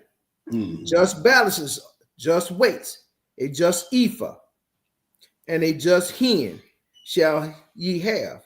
I am the Most High your Elohim, which brought you out of the land of Egypt.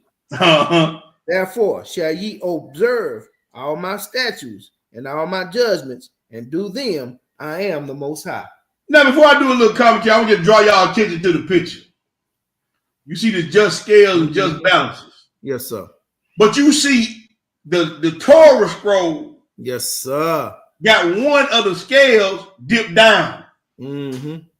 What are you saying? See, I picked this picture out. I kind of did it with the AI deal, and I did it on purpose because I wanted to show you, and so you for these people that call themselves the Illuminati or the Illuminated or the Enlightened ones. There's some light on that other side of the scale, my brother. But there's also the Torah scroll on one side, and it outweighs everything. All wisdom that don't come from the Torah scroll it don't hold no weight. Yeah. You see the Torah scroll holding weight. The other light on the other side could be the information, the knowledge of man, AI, the Illuminati, the frat brothers, the Masons, all that garbage bootleg. That's y'all that's y'all illumination. The other illumination, the whole Trump and whole sway on everything is the Torah. You understand what I'm saying? Yes, sir. And he said, when you do judgment, you got to have a balance scale. You can't be leaning one way or the other, because that's my partner, that's my aunt, that's my sister, that's my co-t, that's my husband, that's my wife. It got to be a fair, square judgment. Yes, sir. A balanced judgment. She may not. She may get mad and don't cook you no chicken spaghetti that night. But you got to be a fair, square judgment. Huh? Yep. You may not, sister, you may not get that little extra diamond cluster. But it's got to be a fair, square judgment. Yes, sir.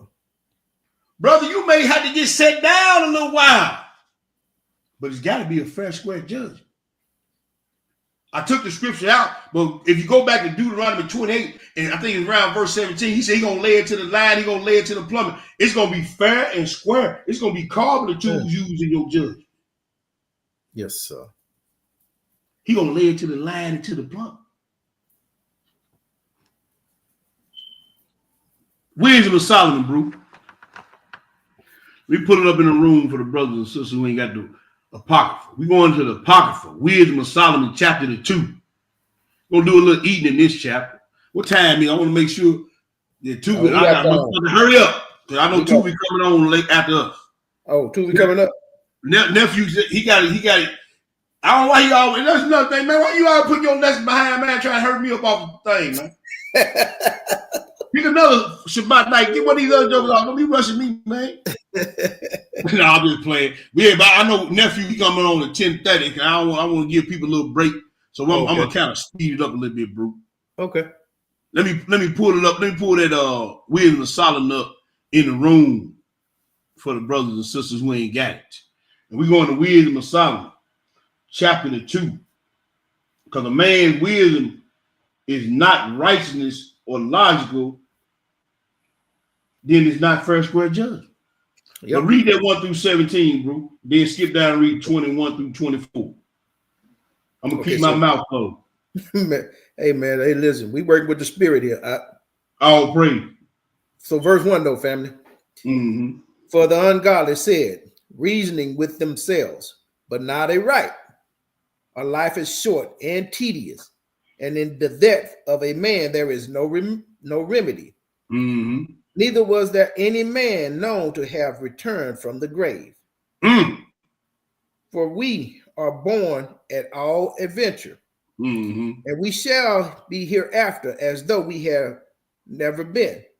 For the breath in our nostril is as smoke. Yes, sir. As a little spark in the moving of our heart. Man. Excuse me, family. Which being extinguished, our body shall be turned into ashes, and our spirit shall vanish as a soft air. That's right.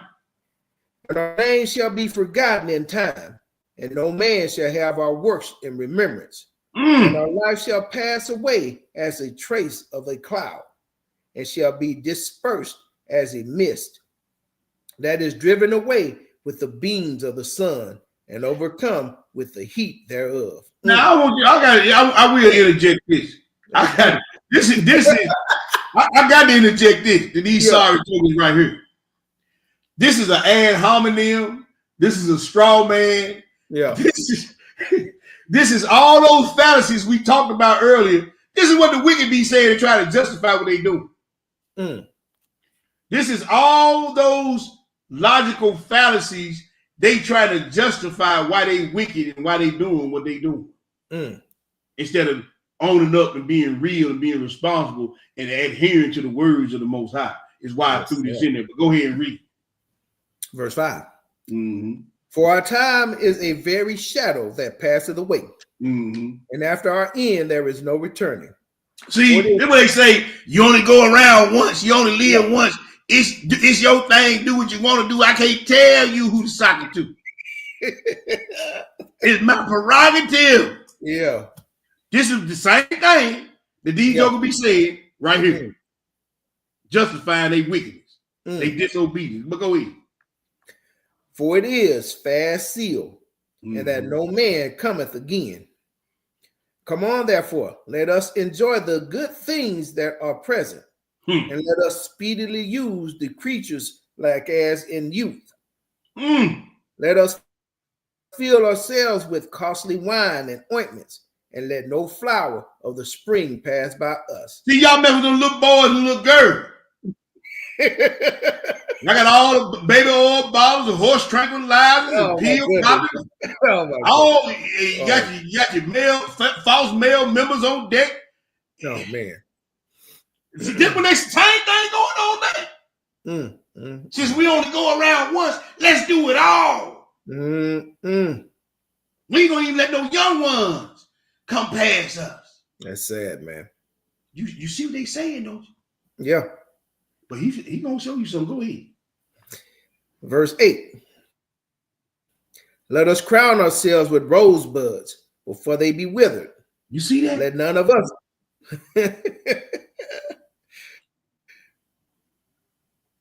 Go ahead, bro. Let none of us go without his part of his voluptuousness. Let us leave tokens of our joyfulness in every place. Wow. Do you see this garbage? These over hitting everything moving. Man, look, man, let's get our part of these fine with these voluptuous fine women, man. We gotta hit it, man. We gotta, man. Ain't no fun if your homies can't get none.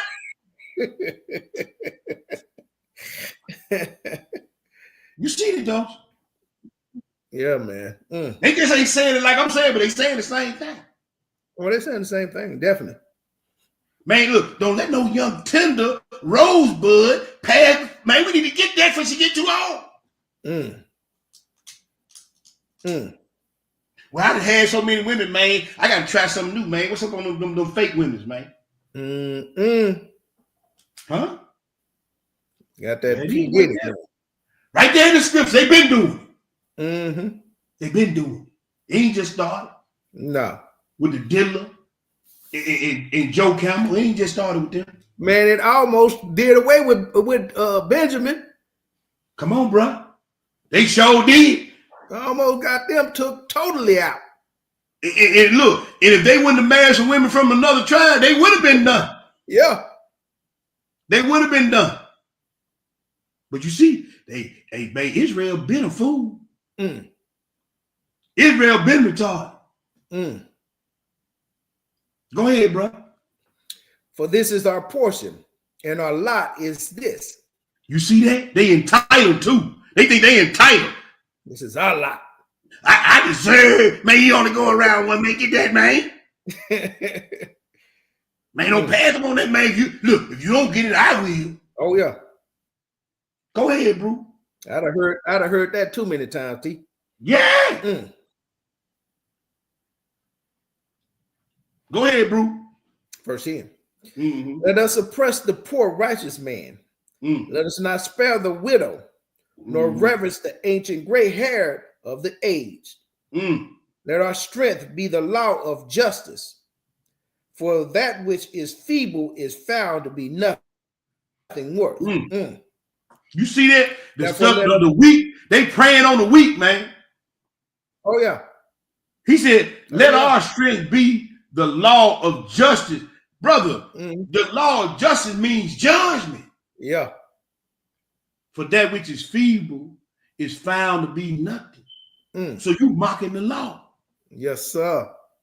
Go ahead, bro.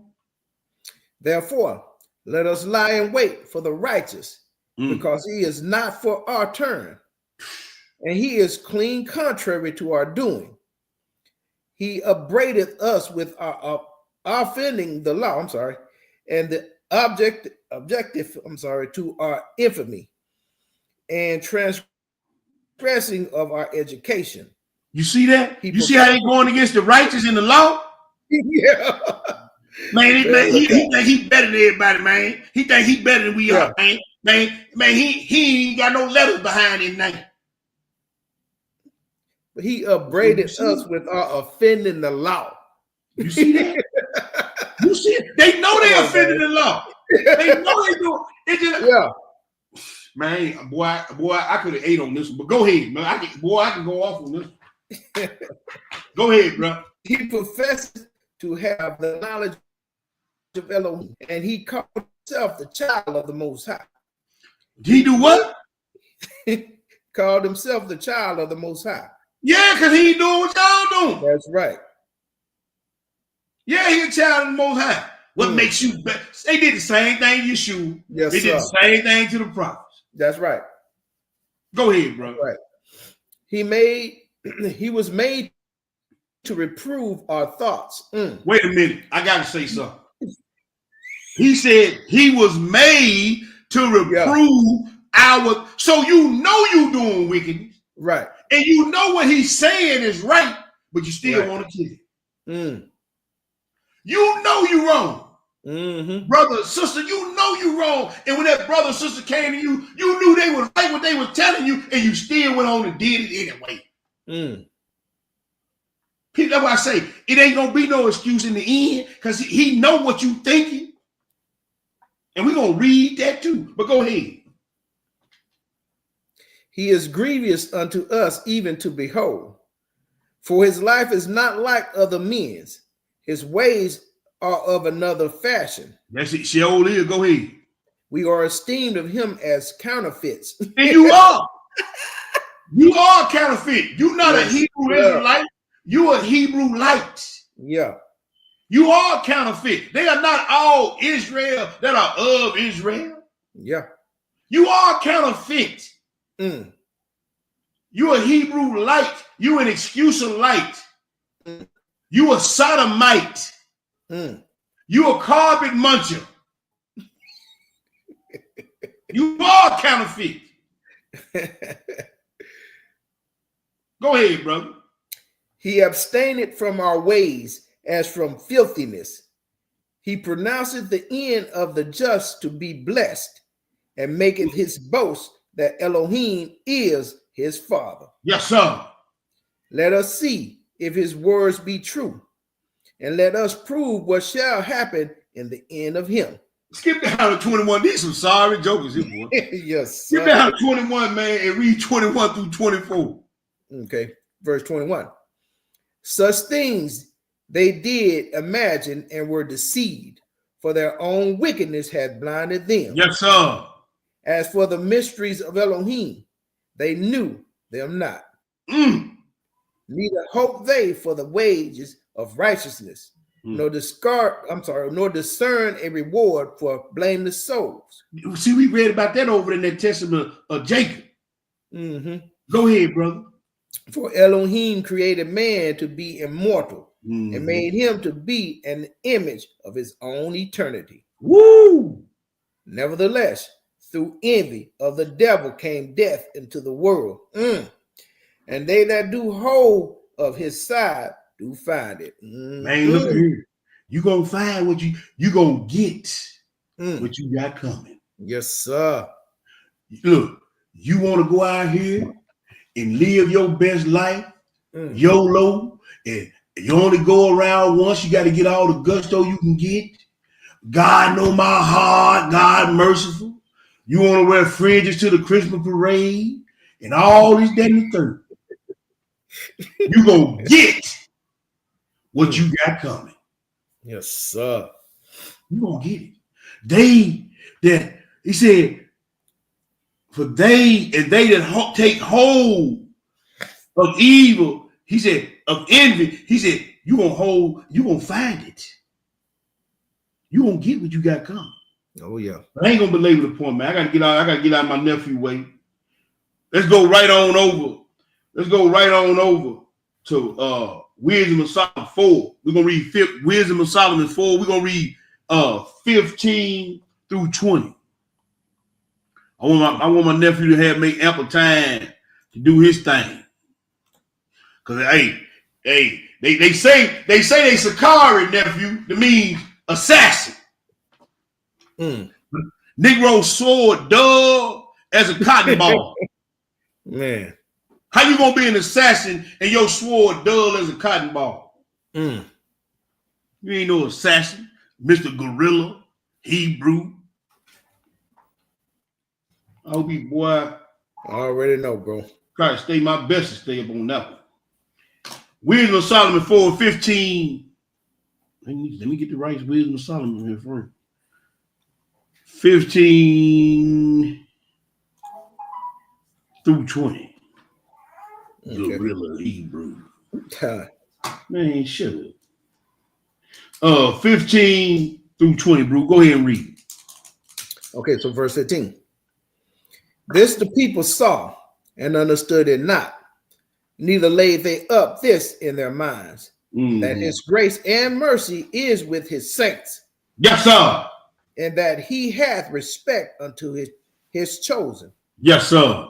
Thus the righteous that is dead shall condemn the ungodly which are living, and youth that is soon perfected, the many years and old age of the unrighteous. Yes, sir. For they shall see the end of the wise, and shall not understand what Elohim is. In his counsel hath decreed of him, and to what end the Most High hath set him in safety. Yes, sir. They shall see him and despise him, but Elohim shall laugh them to scorn. Shall hereafter be a vile carcass and a reproach among the dead forevermore. Man, look, that lake of fire gonna be some stinking jokers down there. Go ahead, bro. For they shall rend them and cast them down headlong, and they shall be speechless, and shall shake them for the foundation, and they shall be utterly laid waste, and be in sorrow, and their memorial shall perish. And when they cast up the accounts of their sins. Hold up. Hold up. Wait a minute. Hold up. He said he gonna cast up their account. Yes, sir. We talked about that a couple Shabbats ago, didn't we, bro? Oh, yeah. They gonna have them calculators out there. They gonna be adding stuff up. They gonna be adding. Everybody got it. Man, look here, you in the arrears, brother. Yeah. When they start cashing up them accounts, man, tabulating stuff up and breaking out heavily calculators and all. Some of y'all gonna come up with account. Yes, sir. Some of y'all, he gonna cash up their account. Go ahead and read. They shall come with fear, and their own iniquity shall convince them to their face. You see that right there? You gonna build your own case against your own sir. You building your case for you or against you yourself. They're gonna convince you to your face, man. This is part of judgment now. He just can't throw, he got to cash up your account. Stuff got to be tabulated. Yeah. Man, look at here. This is a large judgment. But we finna get it, we finna keep it moving, keep it grooving. Let's go to Malachi. Let's go to Malachi the 3. Malachi the 3, last book of the old book, what they call the Old Testament. Malachi. And we're gonna read chapter 3, bro. We're gonna read chapter 3, and we're gonna read 16 through 18. Check this out now. We just got to read by cashing up the accounts, right? Yeah. Go ahead and read. Okay, Malachi 3, family, and 16. What did it say? Then they that fear the Most High spake often one to another, and the Most High hearkened and heard it, and a book of remembrance was written before him for them that fear the Most High, and that thought upon his name. And they shall be mine, said the Most High of hosts, in that day when I make up my jewels, and I will spare them, as a man spareth his own son that serveth him. Then shall ye return and discern between the righteous and the wicked, yes, between sir. him that serveth Elohim and him that serveth him not. You see, he said it's gonna be a book of remembrance. See, that's why I said y'all need to be meditating and marinating on the word and on the Most High. Y'all need to get y'all some praise and worship music And when you doing your praise and worship, let your mind go to Isaiah 66 when the seraphim around that throne saying, holy, holy, holy. He said, those that thought on him. Yeah. He didn't say nothing about nobody talking. Right. He said, those that thought on him. Meditating on it. Man, their name was written in the book of remembrance on that there, man. When you put your praise and worship music on, man, your mind ought to go straight to Isaiah 66. In the year that King Uzziah died, Isaiah, I saw the Lord high and lifted up, and his train filled the temple. Yes, sir. And his throne was surrounded by the seraphim. They had 6 wings. With twain they covered their face. With twain they covered their feet. And with twain they did fly. And they said, holy, holy, holy. The book of remembrance, man. Yeah. Just on that right there. That'll be part of your account. They're going to cast up now. Huh? Yeah. Lord Judgment. Matthew the 12. Matthew the 12. 31 through 37. What do it say? All right. So verse 31. Wherefore I say unto you, all manner of sin and blasphemy shall be forgiven unto men. But the blasphemy against the Ruach HaKodesh shall not be forgiven unto men. Ooh, some of y'all in trouble right now. Some of y'all in trouble right now. Yes, sir. Ain't not. God's merciful, yeah, but there's laws to it. And he said, if you blaspheme the Holy Spirit or the works of the Holy Spirit, it ain't gonna be forgiven. And when he casts up your account, when you open up them books, that's on you. So you might want to keep your mouth closed. Yes, sir. Sometimes. Shut it up. You remember that song? You need to cut it. You need to shut it. Don't you need to do? Shut it. Go ahead, bro. Verse 32. And whosoever speaketh a word against the Son of Man, it shall be forgiven him. But whosoever speaketh against the Ruach HaKodesh, it shall not be forgiven him, neither in this world, neither in the world to come. Go ahead, bro. Either make the tree good and his fruit good, or else make the tree corrupt and his fruit corrupt. Yes, For sir. the tree is known by his fruit. The tree is known by its fruit. O generation of vipers, how can ye being evil speak good things? For out of the abundance of the heart the mouth speaketh.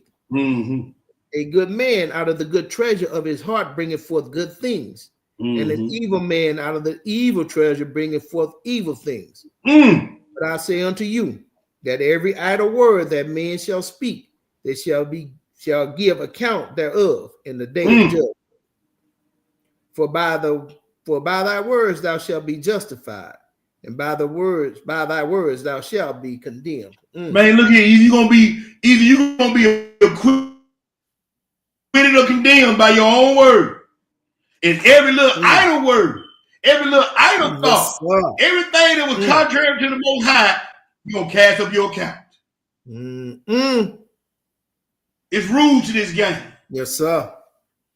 The word is going out of his mouth in truth, and he shall not repent. He didn't say some idle word. He didn't say most idle word. He said every idle word.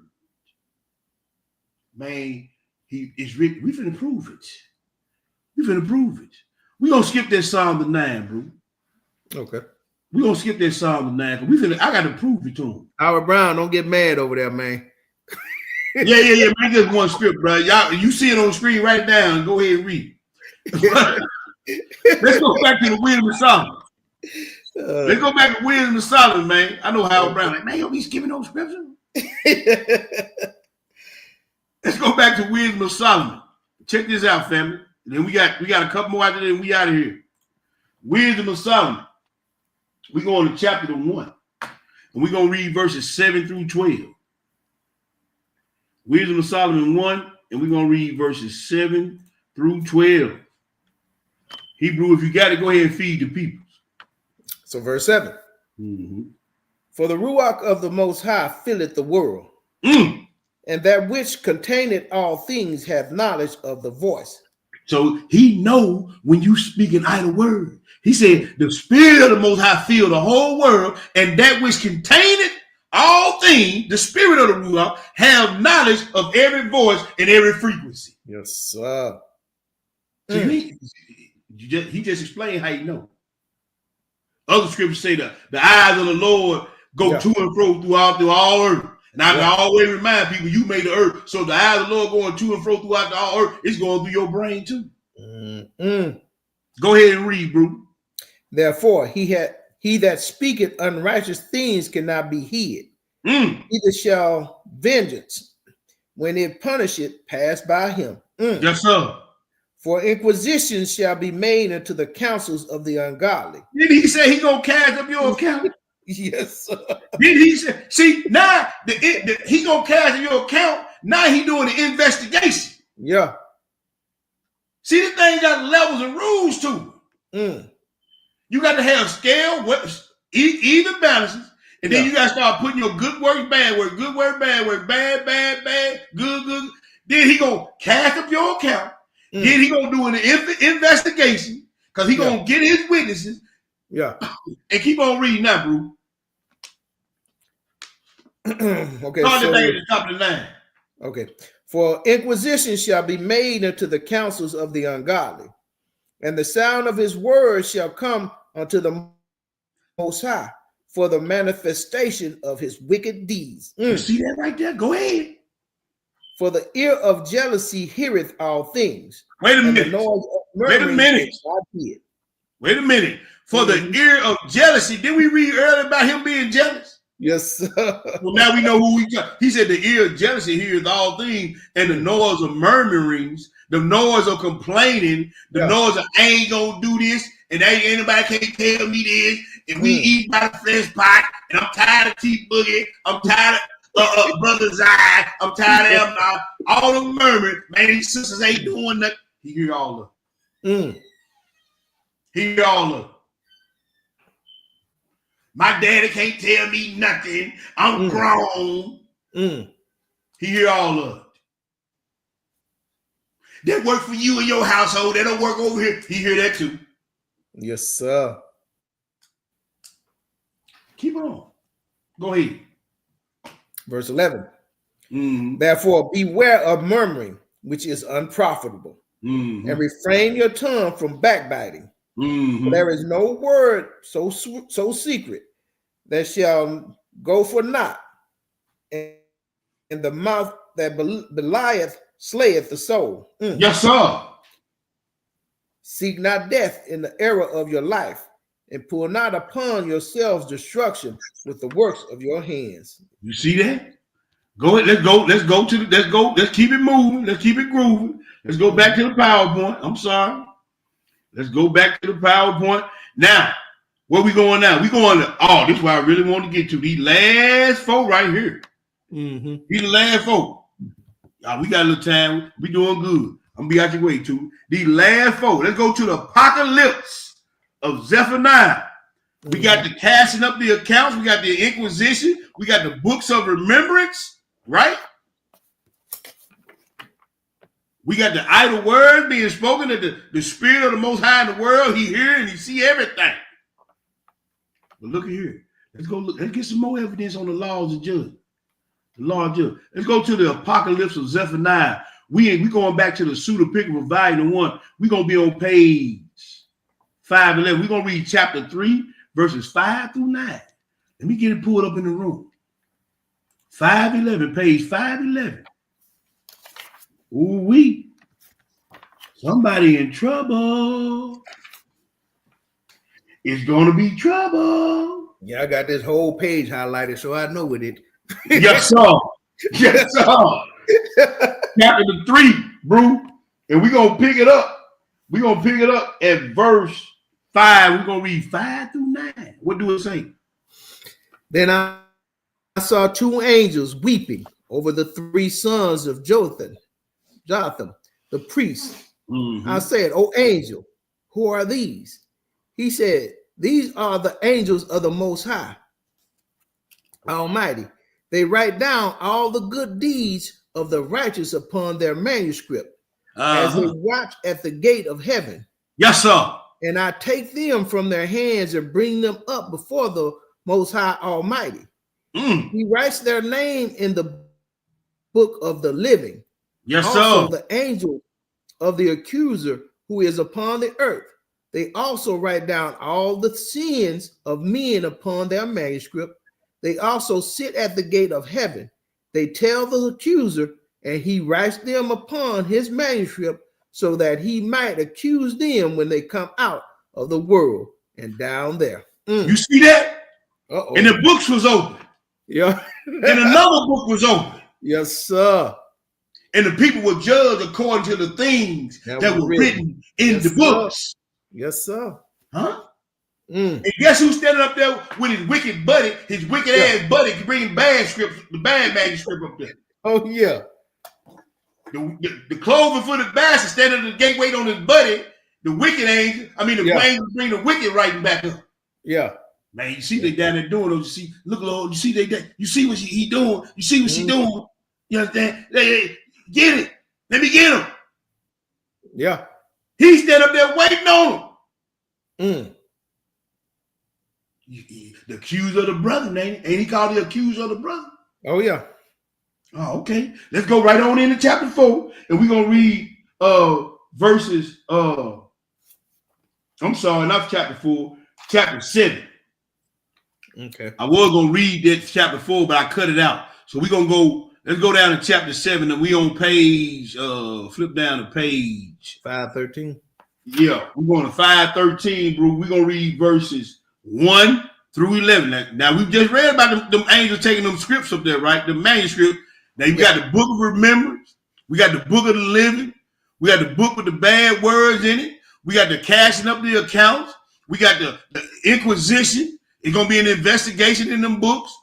You understand? Yeah. Revelation 20 said the books was open, then another book will open. Let's go. Let's go. Chapter 7, 1 through 11, bro. What does it say? Verse 1. Then I looked, and I saw him that with a manuscript in his hand, and he began to unroll it.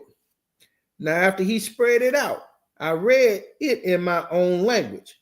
I found that all my sins which I had done were written in it, those which I had done from my youth until this day. Oh, wait a minute. What about the mercy? The mercy was he didn't kill you in your sin then. But if you don't get it right and get come up under the blood and start keeping the commandment, you're gonna get charged with all of that.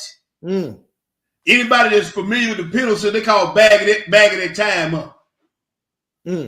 Huh?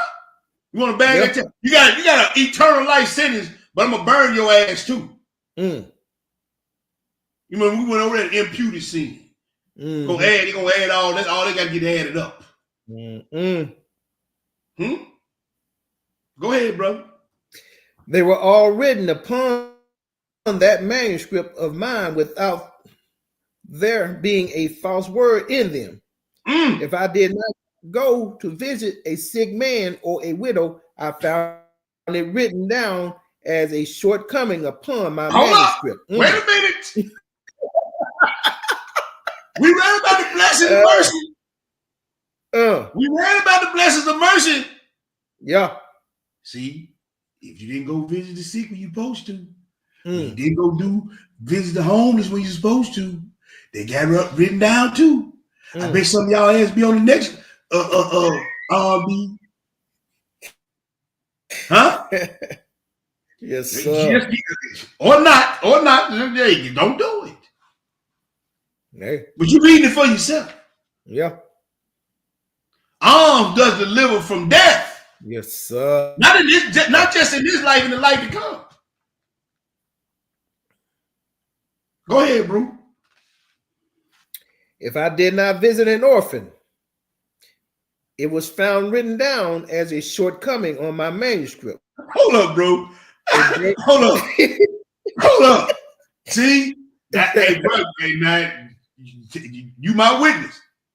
Yeah. Ain't we doing another thing next weekend for this family? Oh, yes, sir. I Oh, okay. You might want to get in on that. Yes, sir. Huh? Oh, yes, sir.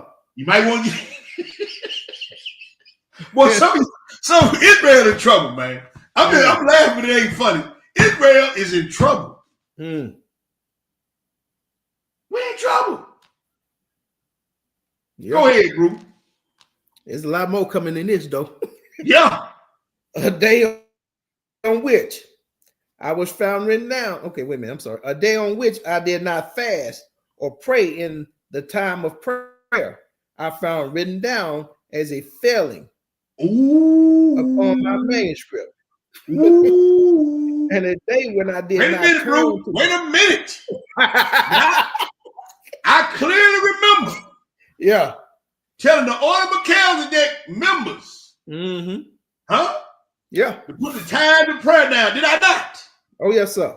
Put the alarm on your phone. Right? 9, 12, and 3. Did I not tell them that? Yes, sir. What is it? So, man, look at here. The 3rd hour, the 6th hour, and the 9th hour. Mm-hmm. And every time you don't do it. Huh? Yeah. I'm just, hey, boy, that book filling up for some of y'all, ain't it? That book fast filling up. Every day go by, that book filling up, ain't it, man? Yes, sir. Okay. Go ahead. And a day when I did not turn to the sons of Israel, since it is a shortcoming I found written down upon my manuscript, so that I threw myself upon my face and prayed before the Most High Almighty.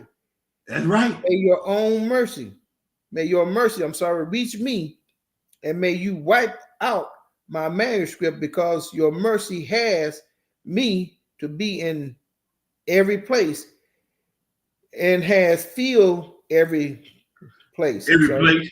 Now look, did we just see in that wisdom sound that the wisdom of the Spirit of God filleth every place? Yeah. We just read that, didn't we? Oh, yeah.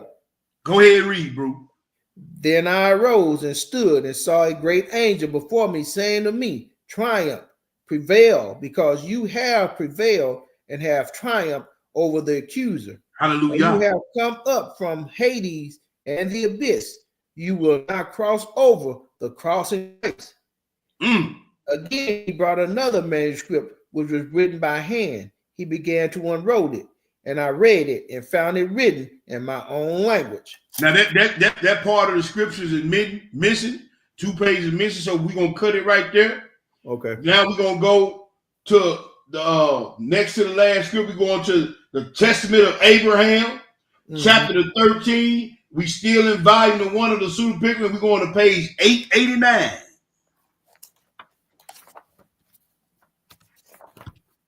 We in Testament of Daddy Abraham. We in his testament. Gonna get some closure to these manuscripts and this law of judgment, these inquisitions. They're gonna be an investigation, and then there's gonna be 3 trials. You gonna see? He said, "In the mouth of 2 or more witnesses, a matter established." That's not what the law say, bro. Oh yes, sir. So even when it comes down to your judgment, he still got to keep that law. Yes, sir. You're gonna have 3 trials. So you can't. Well, man, that was jacked up how they did that, man. I don't think I got a fair shake in that one. Okay, we'll go over there and see Abel. He got the next one. See, then Yeshua gonna have the last one. We're gonna read it. Testament of Abraham, chapter 13. Let me scroll up for the people. Y'all go back and read this whole. This is good eating right here. But y'all gonna read. We're gonna go and read this one chapter. We're gonna read 1 through 14. Then we got one more. We out of here. Okay. Go ahead and read. And Abraham said, "My Lord, commander in chief, who is this our wondrous judge? And who are the angels who are recording? And who is the son-like angel who holds the balance?" You hold the what? The balance. Oh, that's on the picture, ain't it, brother? Yeah. All right, go ahead. And who is the fiery angel who holds the fire? The commander-in-chief said, "Do you see all pious Abraham, the frightful man who is seated on the throne?" This is the son of Adam, the first form, who is called Abel, whom Cain the wicked killed. And he sits here to judge the entire creation, examining both righteous and sinners. For Elohim said, I do not judge you, but every man is judged by man. Yes, sir.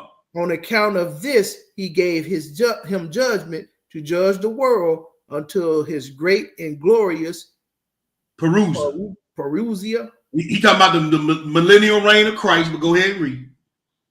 And then righteous Abraham, there will be perfect judgment and recompense, eternal and unalterable, which he no said, one can. Once you ain't gonna be able to alter this. Once you get down, this is where it's going down. Yeah. Go ahead. For every person has sprung from the first form, and on account of this, they are first judged here by his son. And at the second parousia, there will be judged by the 12 tribes of Israel. Oh, that's what Yeshua said. You gonna sit on? He told Peter and them they're gonna sit on the 12 thrones, judging the tribes of Israel. Yes, sir. Huh? Yeah. Then he said the Abel, he sit up there with the other souls up under the altar saying, "How long before you revenge?" He said, "Your brother's blood crying from the ground." Yes, sir. The script lining up. Go ahead and read. Both every breath and every creature, and thirdly, they shall be judged by the Master Elohim of all. Yes, sir. And then thereafter, the fulfillment of that judgment will be near, and fearful will be the sentence, and there is none who can release. Thus, the judgment and recompense of the world is made through 3 tribunals, and therefore a matter is not ultimately established by 1 or 2 witnesses, but every matter shall be established by 3 witnesses. Yes, sir. 2 angels, the one on the right and the one on the left. These are those who record sins and righteous deeds. The one on the right records righteous deeds, while the one on the left records sins. Same things Zephaniah was saying. Yeah. And the sun-like angel who holds the balance in his hand, this is the archangel Dokiel, the righteous balance bearer, and he weighs the righteous deeds and the sins with the righteousness of Elohim. And the fiery and merciless angel who holds the fire in his hand, this is the archangel Peruiel, who has authority over fire, and he tests the works of men through fire. Oh, he said your works will be tried by fire. Yes, sir. All things. Don't they say that in that Corinthians? Yes, sir. See, so hey, all this right here. Now you see how the law of judgment is going all the way down from the books and the accounts and the inquisitions and the trials and how everything gonna be tested with fire. And these angels that's keeping these books, they got a book of remembrance, a book of life. They got your books of your good deeds, good books of your bad deeds. They bringing all this to the court case. They're gonna try you in city court, Abel. Huh? Yep. They're gonna try you in the county court, the 12 tribes. Then they're gonna try you in the Supreme Court, Yeshua HaMashiach, the great white throne judge. Huh? Yes, sir. There it is right there. Keep reading, bro. And if the fire burns up the works of anyone, immediately the angel of judgments takes him and carries him away to the place of sinners, a most bitter place of punishment. But if the fire tests the works of anyone and does not touch it, this person is justified, and the angel of righteousness takes him and carries him up to be saved in the lot of the righteous. Abraham bosom, go ahead and read. And thus the righteous Abraham, all things and all people are tested by fire and balance. Y'all see it right there? Let's go back over here and look at this right here for the last time. Ain't it fire and light over there with that Torah scroll? Yes, you see them angels around the scale? Then it says scale, it's gonna have a scale with fire on a balance. There it is right there. There it is. Let's go to the last place. All praise to the Most High. We made it through. 30 minutes before my nephew got to come on in here. I tried to save as much time as I could, nephew. Yes, sir. Forgive you, uncle. You know I'm long-winded, brother. 1 Peter 4. 1 Peter 4, man. This is the last one. We out of here. 1 Peter 4, we're going to read 1 Peter 4, chapter 4, and we're going to read 12 through 19. Okay. 12 through 19. When you get it, bro, go ahead and feed the people. All right, so verse 12. Mm-hmm. Beloved, think it not strange concerning the fiery trial, which is to try you, as though some strange thing have happened unto you. But rejoice, insomuch as ye are partakers of Hamashiach's sufferings, that when his glory shall be revealed, ye may be glad also with exceeding joy. Mm-hmm. If ye be reproached for the name of Hamashiach, happy are ye. That's right. The spirit of glory and of Elohim rested upon you. On their part, he is evil spoken of, but on your part, he is glorified. But let none of you suffer as a murderer, or as a thief, or as an evildoer, or as a busybody in other men's matters. Yet if any man suffer as Christian, let him not be ashamed, but let him glorify Elohim on this behalf. For the time has come that judgment must begin at the house of Elohim. And if it first begin at us, what shall the end be of them that obey not the gospel of Elohim? We just got to read it, but go ahead. And if the righteous scarcely be saved, where shall the ungodly and the sinner appear? That's right. Wherefore let them that suffer according to the will of Elohim commit the keeping of their souls to him in well-doing as unto a faithful creator. That's the lesson. Yes, sir. The omnipresent laws of the Most High, part 3, the laws of mercy and judgment. Man, some good eating. All praise to the Most High, man. All praise to the Most High. Like I said, we might have a part 4 where I can round this up, but I'm gonna see how the Most High move on us, and then we'll move accordingly to this here. But y'all ready? Y'all see it, man. This ain't nothing to be played with. This ain't nothing to be played with, man. The Most High ain't playing. And hey, man, it's a lot of stuff we got to get right now. You know what I'm saying? We moving into the last days and everything. Y'all see what's going on in the world today? This ain't no for play. This is for real, real.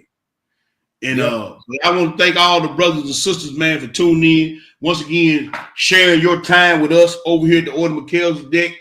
We greatly appreciate it. We don't take it for light. We don't take it for granted. We got the Feast of Dedication coming up next week. I got to get with the young lion. He supposed to be doing a Feast of Dedication lesson that was supposed to be dropping on that Wednesday. I'm going to make sure we shoot up on that.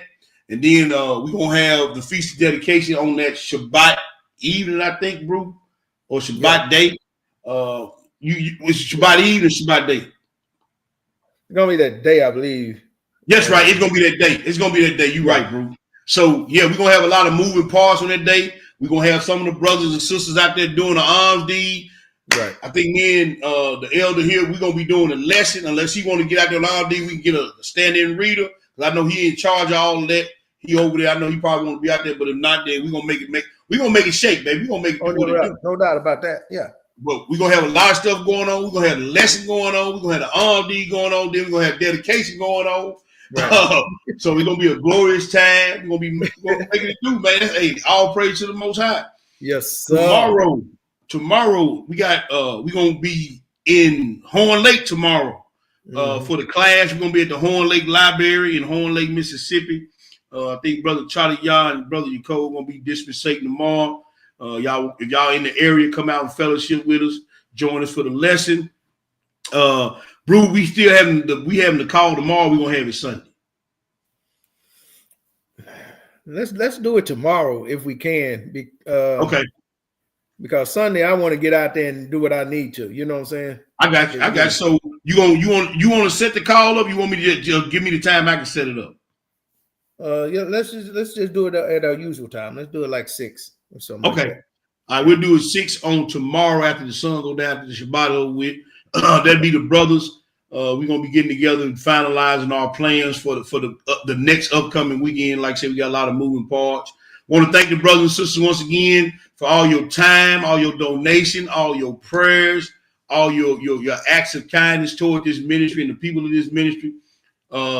Can't say thank you enough. And we pray that the Most High bring many, many blessings. We pray that his blessings overtake you. We pray that his mercy and grace abide with you and that his favor go before you. As always, is our prayer. Bro, you got anything for the people before we sign off? No, man. Much love to y'all, man. Peace, blessing, health, and strength be added to your homes, man, in Yeshua HaMashiach name. All praise, family. One love. All praises to the Most High, the Elohim of Abraham, Isaac, and Jacob. I'm going to play this last track, and we out of here. Y'all know how we do it over here, baby. As for him, and as for me, as for we, will always be KOE. Kingdom over everything. You can say kingdom over everybody. Are you willing to put your mind, body, and soul on the line?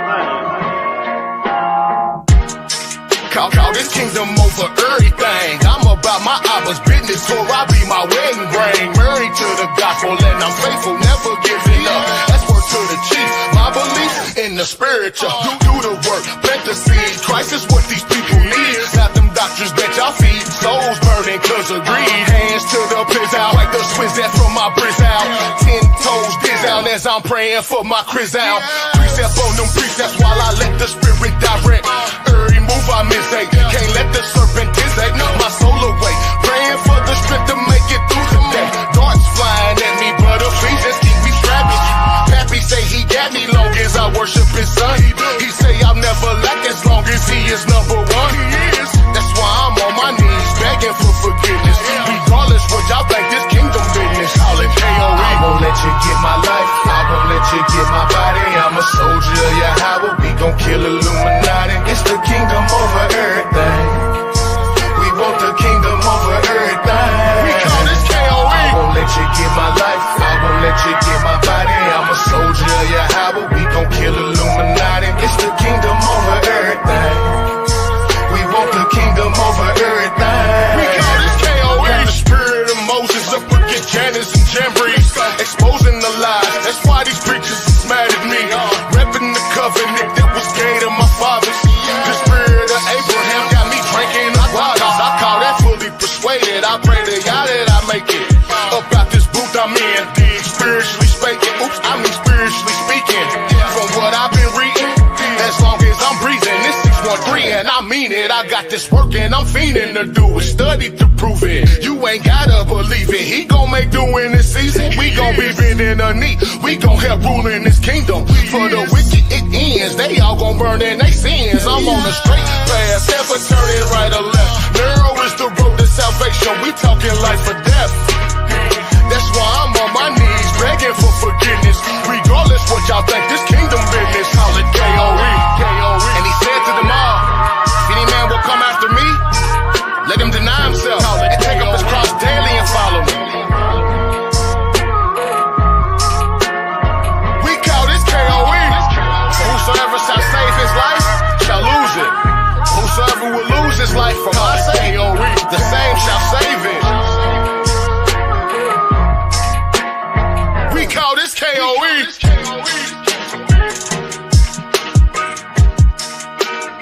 We call this KOE.